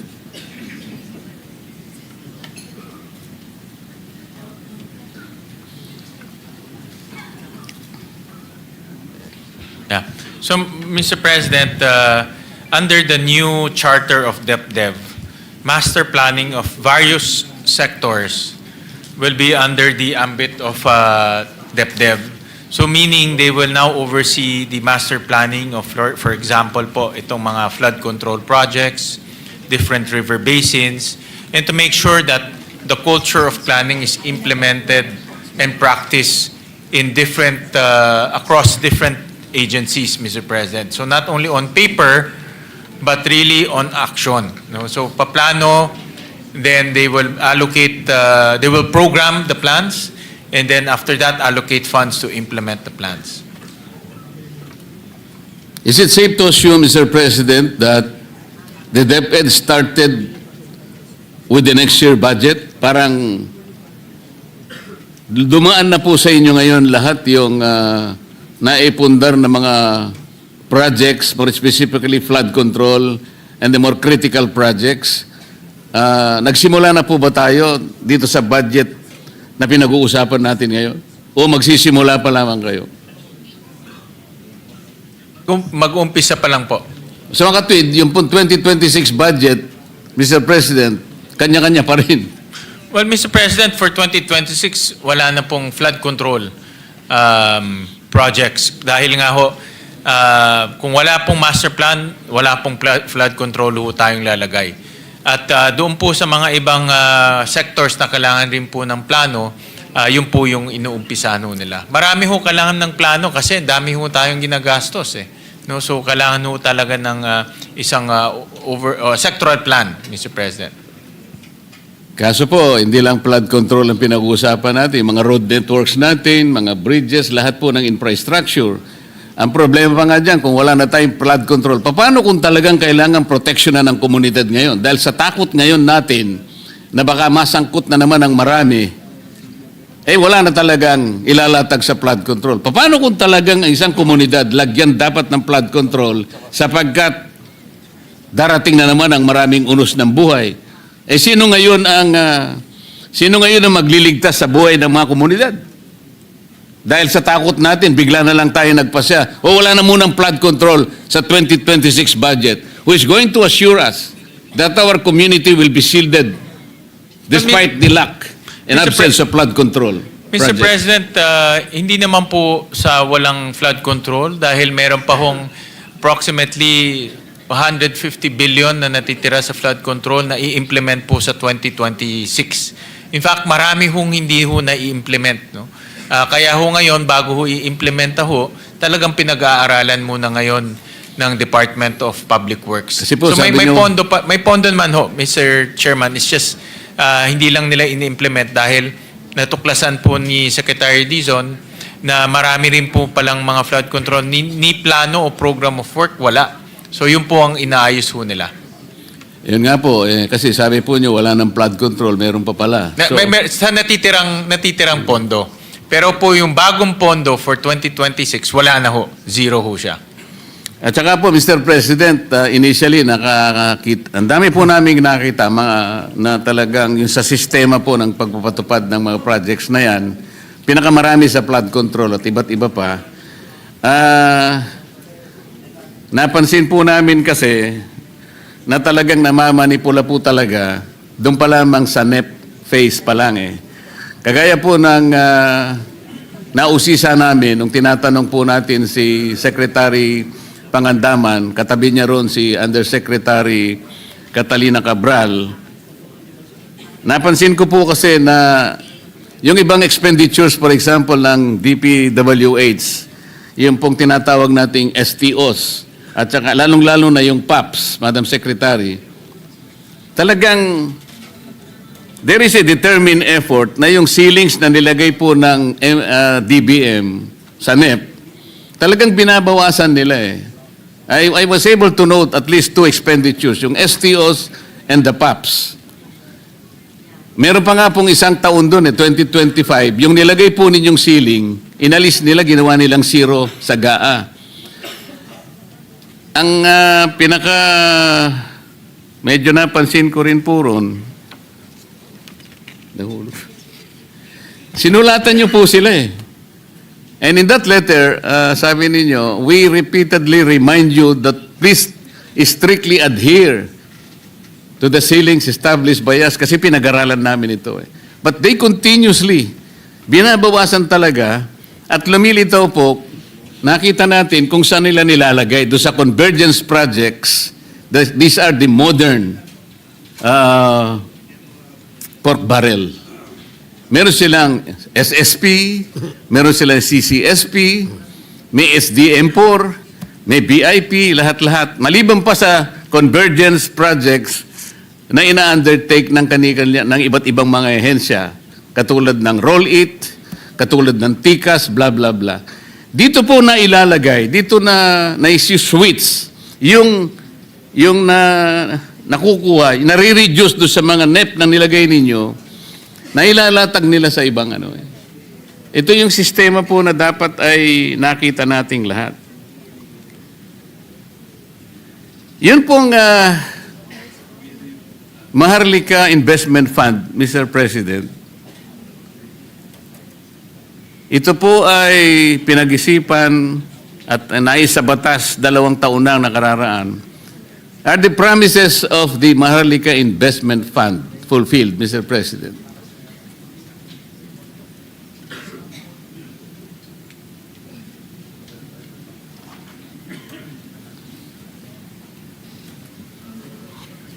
Baka mawala yung...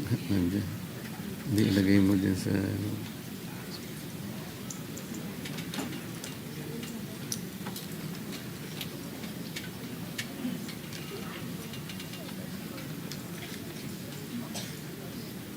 Sa inyong binigay nyo sa akin. Ito.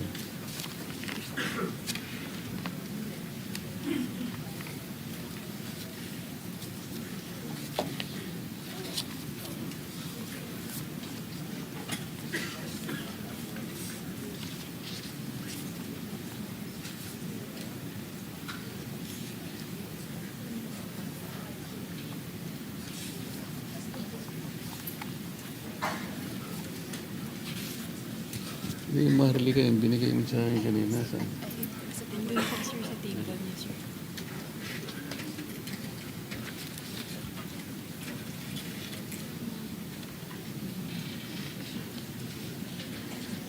Sa Maharlika po, actually, hindi pa ho ganun karami ang kanilang investments dahil sinisigurado rin ho nila, Mr. President, na yung kanilang investments ay siguradong una-una will contribute to nation building at pangalawa po will yield to returns for the Filipino people. So yung mga na-invest ho nila ngayon, meron ho silang investment sa ATI, yung port operator dito sa ating bansa. Malapit na raw mag-close yung NGCP investment ho, which I agree dito dahil kailangan ho natin may eyes and ears sa NGCP. Meron ho rin silang bridge financing sa isang mining company at the rest puro government security. So ito lang po yung tatlong kumpanya na meron ho silang ka-transaction. Alam ko po itong tatlong binanggit ninyo, Mr. President. Ang akin pong gusto sanang malaman, ganito po ba ang naging pag-asa natin? Sapagkat yung perang inilagay natin para maging Maharlika Investment Fund, kinuha po natin sa dalawang development banks. Ang karamihan po ay kinuha sa Development Bank of the Philippines at yung iba ay sa Land Bank. Pwede ba nating sabihin na kung hindi kinuha doon sa mga bangko na yon, na ang perang yon is devoted to development, at ikukumpara natin itong tatlong ginawang investment so far ng MI ng Maharlika Investment Fund, masasabi ba natin na nagtagumpay tayo kung ikukumpara sa potential na nangyari sana kung hindi natin kinuha sa mga bangko yon at sa iba pang mga pinagkuhanan nating sources? Ang Maharlika po, meron din ho kasi silang nation building function, Mr. President, at kasama rin sa kanilang mandato na mag-invest sa mga they call high impact sectors key to national development. So energy, agriculture, mining, infrastructure, social infrastructure, at the climate, Mr. President. So, and ang konsepto ho ng isang sovereign wealth fund, dahil sa laki ho nila, no, makakakuha sila ng mas magandang deal dahil malaki ho sila.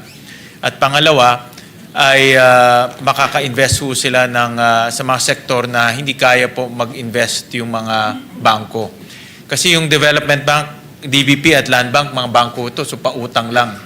Ang Maharlika, pwede ho silang bumili ng equity. No? So pwede nilang gawin ito nang hindi ho nagagawa ng mga development banks. Malinaw naman po yun, Mr. President. Ngunit ang sinasabi ko, halimbawa, kung walang Maharlika Investment Fund, nanatili yun doon sa mga traditional na bangko na sila po ang naglalatag ng mga development funds para paunlarin ang ating ekonomiya, mas nagampanan kaya nila yung ginawa nila kung ikukumpara sa output ngayon ng Maharlika Investment Fund na wala pa po tayo talagang makitang quantifiable na benefit sa ating ekonomiya. Halimbawa, itatanong natin, ilang porsyento ng public o ng private, ng poverty incidence rate ang na-reduce dahil nga ipinasok natin ang Maharlika Investment Fund? Meron ba tayong mga detalyeng masasabi ngayon? Kasi napaka-importante nun. 250 billion pesos. In-expect ng bawat isang Pilipino na nung ginawa natin yon, merong balik sa atin. 2 taon na ang nakararaan. Paano kung iniwan natin sa 2 bangko? Baka naman, mas lalong nagamit ng bangko. Yan po yung aking gusto sabihin. Well, Mr. President, ang bangko kasi may mga bagay na hindi nila kayang gawin, like mag-invest po in equity, Mr. President. And then number 2, Mr. President, kung iiwan ho natin to sa bangko, ang kanilang pwedeng gawin, magpautang o mag-invest sa government securities dahil ho hindi sila pwedeng mag-invest sa mga kumpanya, Mr. President. So, ako naman, Mr. President, ang pananaw ko ho dito dahil alam ko na nag-iingat rin ang Maharlika sa pag-i-invest. No? At sinusigurado nila yung, kasi the twin mandate eh. No? First is national development, second, returns. No? So talagang pinipili nila yung industriya na papasukin nila o pag-i-investan nila para masigurado nila na itong twin objectives ay ma-reach ho nila. Pero tama ho kayo na dapat rin na magkaroon ng oversight para makita natin kung talagang productive ba itong Maharlika Investment Fund at kung talagang nagagampanan ho nila yung kanilang mandato or objectives. Isa sa kanyang mandato is national development. Kaya nga po tinatanong natin, if we can exemplify yung investment niya na 20% stake sa National Grid Corporation of the Philippines, ilang employment po na-create niya? Itong investment po sa National Grid, sa aking opinion, Mr. President, is both a national security plus national development objective dahil kailangan ho naman talaga natin ng mata at tenga sa loob ng National Grid dahil natural monopoly ho ito. Hindi po maintindihan ng tao yun eh. Sasabihin natin sa kanya, national security. Pero wala po kaming trabaho eh. Ganun po maintindihan kasi ng karaniwang mamamayan. Kaya ako po sana, ipinipilit man lang, kahit pa paano meron silang maibigay na naging bahagi na ng investment na yon, na i-contribute nila sa national development. Yeah. In tangible terms, kitang-kita natin. Kasi po, ang ating pinagsisilbihan, mamamayan eh, mahihirapan sila na intindihin under the context of national security, hindi po niya mapoprocess yun. Kita ko naman ho, pag nag-invest rin ho sila sa National Grid, mag-expand po yung national, pwede na ho nilang itulak yung expansion ng mga transmission lines ho natin. Kasi kung matatandaan ho natin, napakadami pong delayed transmission lines dahil sa management ng National Grid. So ngayon dahil meron ng equity po ang gobyerno, pwede na rin nila itulak yung expansion ng transmission lines at doon ho natin makikita yung construction activities, expansion activities, may mga trabaho na malilikha rin po nitong mga construction activities. Pero tama ho kayo, kailangan ho talaga ng oversight dahil dapat singilin ho natin sila. Lalo na pagdating ng 2026, dahil 3 taon na singilin ho natin sila kung ano ba yung kanilang na-contribute sa ating bansa. Tama po, Mr. President, kasi 250 billion pesos. 2 taon na po nakararaan. Ang balita ko po, yung mga opisyalis nito ay napakalalaki ng mga sweldo. Kailangan po ay masulit natin sapagkat napakalaki ng kanilang mga monthly salaries. Nabigla nga po ako ayoko na sabihin dito eh. Siguro naman ay makapagdetalye sila sapagkat ito pong perang ito ay pera ng ating mga mamamayan. Sila ay naniniwala na kailangan may paliwanag natin sa kanila, saan nyo dinala yung pera? Ito ba'y nakabahagi ba kami? Sa anong paraan kami nakabahagi? Yun po yung mga tanong na gusto nila na mabigyan ng konting o kaukulang sagot, Mr. President. Si Secretary Recto po ang ex-officio chairman ng Maharlika Investment Fund at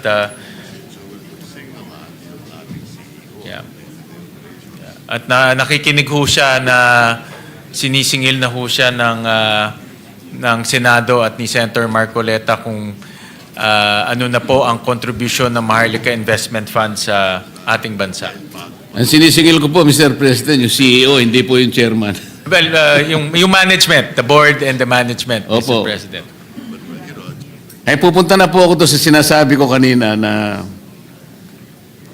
ako po yung natuwa nung briefing po ng DBCC ata noon, kasama po yung DBM, ang DOF, na kung saan ay bahagi ko, Mr. President, yung balakin ng representasyong ito na yun pong mga ayuda na pinamimigay natin, sari-sari po yun.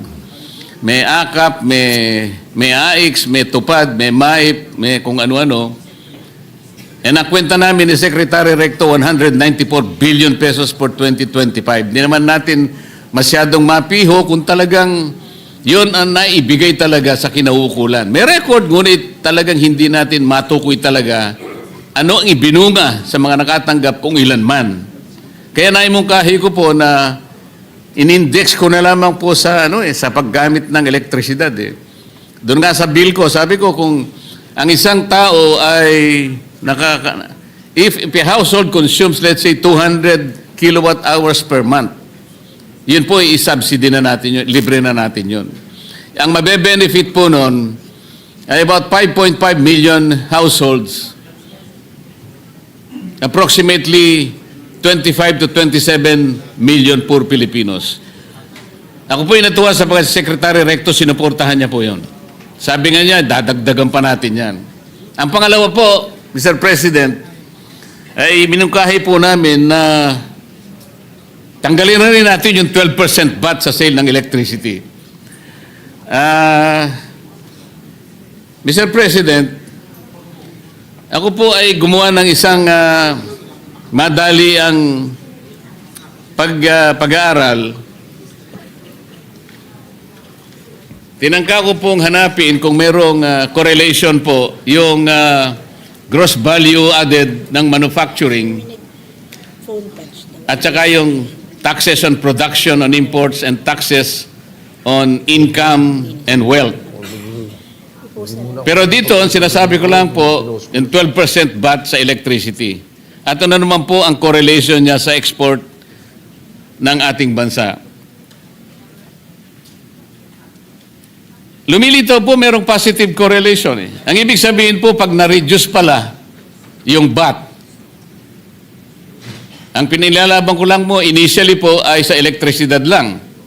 At kung sakali naman ay may baba pa rin natin sa iba-ibang mga sektor, ang una po palang makikinabang dito ay mabuboost natin yung foreign direct investment. Siguro napakarami ang pupuntang investor sa atin.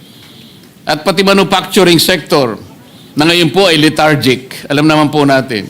Ang ating economy po, Mr. President, is a consumption-driven economy. Kapag ang manufacturing po ay napasigla natin, baka yung pong pinapangarap nating 7.5% to hit the GDP target of 30 trillion, baka po maging times 3 pa yun. Dadami po yung negosyo na pupunta sa ating bansa. Yung mga negosyong maliliit, bababa ang production cost. May kinalaman po kasi yun, Mr. President, doon sa declared policy po ng batas. Halimbawa po yung Section 2, Paragraph C ng IPIRA, sabi niya, to ensure transparent and reasonable prices of electricity in a regime of free and fair competition and full public accountability in order to achieve greater operational and economic efficiency, to enhance the productivity or the competitiveness of Philippine products in the global market. Ano pong ibig sabihin nun? It promises the competitiveness of our Philippine products. So, lalaki po ang export talaga The economic efficiency. Sinasabi po talaga Ito yung declared policy ng batas kung sakali po na pag-isipan natin, halimbawa, nandiyan naman ng DepDep. Bakit po hindi natin aralin na kapag binaba pala natin, umpisan lang natin ang elektrisidad, dahil po, yung IPIRA, tingnan po natin ang kanyang original version. Wala pong VAT Bakit po walang VAT, Mr. President? Kasi nakalagay doon, affordable, reasonable, competitive. Pagka nilagyan po ninyo ng VAT, tataliwas po yun doon sa pinapangarap ng batas. Magiging mataas ang presyo niya. So, Mr. President,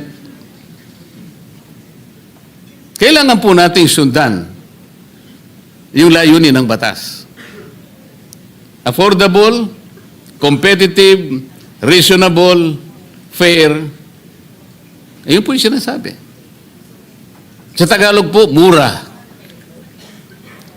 Kaya ko po naimungkahe na Secretary Recto, tanggalin natin yung 12% VAT sa sale ng electricity. At tingnan po natin kung anong magiging epekto nun.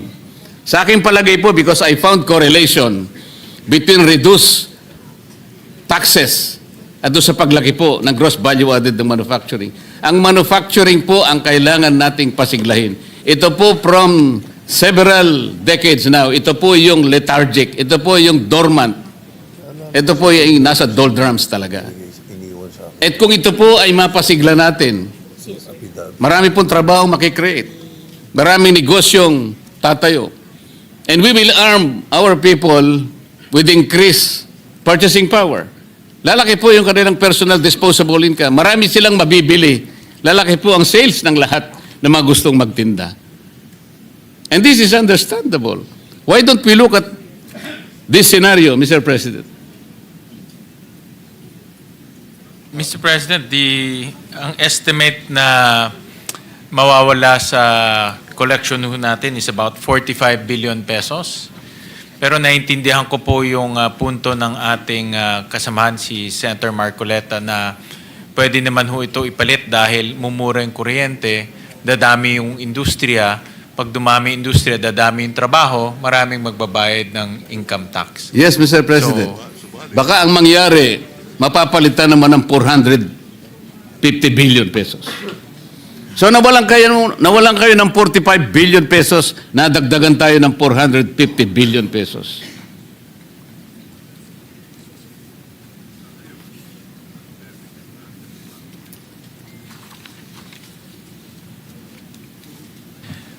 Ito ho kasi magkakaroon ho ng impact sa ating collection dahil ngayon meron na ho tayong deficit of about 1.6 trillion pesos. So, in other words ho, kung mababawasan po yung kita ng gobyerno ng 45 billion, tataas ho ang ating deficit. No? Ganito po kasi, doon sa isang mungkahi namin, tatanggalin natin ang ayuda, 194 billion ang aalisin natin, isa-subsidize natin yung gumagasa ng 200 kilowatt hours. 90 billion lamang po yun, estimate. So nakatipid na po tayo ron ng halos 120 billion pesos. Depende lamang po sa diskarte natin. Siguro po kailangan lang nating pag-aralan lang. Pag-aralan, pag-aralan. Nakukuha ko po yung punto at talagang to be honest, Senator Marcoleta, marami talagang mga industriya dumadaing sa mahal po ng ating kuryente. In fact, madalas nga ho, sa mga negosyanteng kausap ko, ang mukhang bibig nila parang nagtatrabaho sila para sa Meralco, hindi ho sa kanila dahil nga puro kuryente yung binabayad nila. Pero dapat ho balansehin rin sa koleksyon dahil marami rin pangangailangan ang gobyerno. So, dito po ang DOF, pag-aaralan nila itong konsepto na ito. Yung dalawang konsepto na ibinigay nyo po, yung alisin yung 12% VAT on buong electricity chain at pangalawa po yung tanggalin yung imbes na magbigay ng ayuda, ipasok nilang o ibigay nilang doon po sa lifeline rate. Tama po, kasi po yung lifeline rate natin ngayon, Mr. President, ang 100% na libre lang, 20 kilowatt hours. So, gagawin lang nating 200. Gawin 200. Ang average consumption ng ordinaryong pamilya is 200 po eh. Opo. 200. So, pag-aralan ho ng pag-aaralan po kung yan po ay... Ang isa pa pong example, Mr. President, tingnan po niyo ating cement industry. 70% po ng kanyang production cost, elektrisidad. Kaya po, Kaya po nakakaawa po yung estado ng ating cement industry. Hindi po sila pwedeng mag-compete, lalo na sa Vietnam. Kaya ngayon po nagagalit na po yung ibang mas mura po talaga yung Vietnam Alam po niyo, Mr. President, yung sinasabi ko po kaninang correlation, nakakuha po ko ng time series from 2000 to 2024. Kaya 24 years po ang pinag-uusapan natin dito Hinahanapan ko po ng correlation ang gross value added ng manufacturing, yung taxes, at saka yung exports.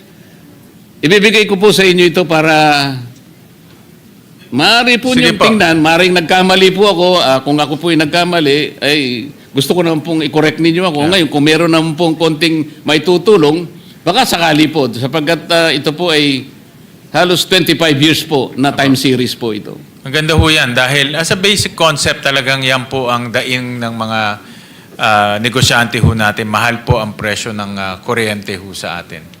Kaya maraming salamat, Senator Marcoleta, at nag-iisip ho kayo ng mga paraan para mapababa po yung presyo ng kuryente ho natin. Yan rin po yung yan din po yung aking pakay nung tayo po chairman ng Energy Committee, mapababa yung presyo ng kuryente. May we know may we know from the distinguished gentleman from Tarlac, Senator Marcoleta, if he will be continuing? Will there be a second round, or you were about to terminate your interpellation? Tapos na po ako, Mr. President. Alright, Maraming thank you. salamat po. Thank you very much. Thank you, Senator Marcoleta. Maraming Because salamat. with great sorrow, we would like to inform everyone that our beloved colleague, mentor, friend, Senate President Juan Ponce Enrile has joined our creator this afternoon, just a few minutes ago. So, well, he has decided, he has dedicated his whole life, even until his last days, to public service, and we will remember him for his formidable intellect and compassion to the people, especially the employees of the Senate. So as we mourn his passing, we find comfort in knowing that the legacy of Manong Johnny will always live on, etched within the walls of this institution that he loved, and his service to the nation will be forever etched in the hearts of many Filipino. And Majority Leader, what is the tradition? Mr. President, I also wish to express my sincere condolences to the Enrile family. I had the opportunity to be his majority floor leader in the 14th Congress. And so we could never forget his tireless efforts to always keep the image of the Senate at the level of statesmen and women. And we learned so much from the good gentleman from Cagayan. As a matter of fact, when he would speak to us, Mr. President, we were always at awe with his legal mind and this vast experience and knowledge of law and most of the statutes that we would be discussing on the floor. As a matter of fact, I could fondly remember him saying that whenever we discussed an old law, sabi niya, alam ko yun kasi I was a co-author of that law in 1970s or 60s. So, ganun ang stock knowledge, Mr. President. Mr. President, the traditions, and historical tradition of the Senate is if our colleague passes away, particularly this time it's a former Senate President, we usually adjourn session and then resume the following day, to give honor to our colleague who led the Senate for many years and well loved by our staff and members of the Secretariat. So that's the tradition, Mr. President. Yes, will it be acceptable to our colleagues if instead of an adjournment, we will be suspending the session until Monday instead of an adjournment? Because if we do so, then the continuation of the Yes. budget deliberations might That would might be be my hampered. motion, Mr. President, just to suspend. I'm sure Manong Johnny, if he were here, would have accepted and agreed. Knowing him, Mr. President, he probably is here with us today. Because I'm sure one thing that he's fond of in these memories is the memories of being in this August chamber, Mr. President. So, with the permission of the body, and I believe that nobody will object to this, is that we just invite back, before we suspend, that we invite back the different agencies to come back on Monday, 1 p.m. Yes, the continuation of this, the agencies concerned will be on Monday at 1 p.m. That's correct, All right? Your Honor. Is that, so you are putting it into a Yes, motion? I'm putting it to a motion, Mr. President. I move to suspend session until Monday, November 17, 2025. I so move, Mr. All right, following tradition, the Senate is hereby, At 1 the o'clock, Mr. session President. of the session is hereby suspended until 1 o'clock in the afternoon of Monday, November 17, 2025.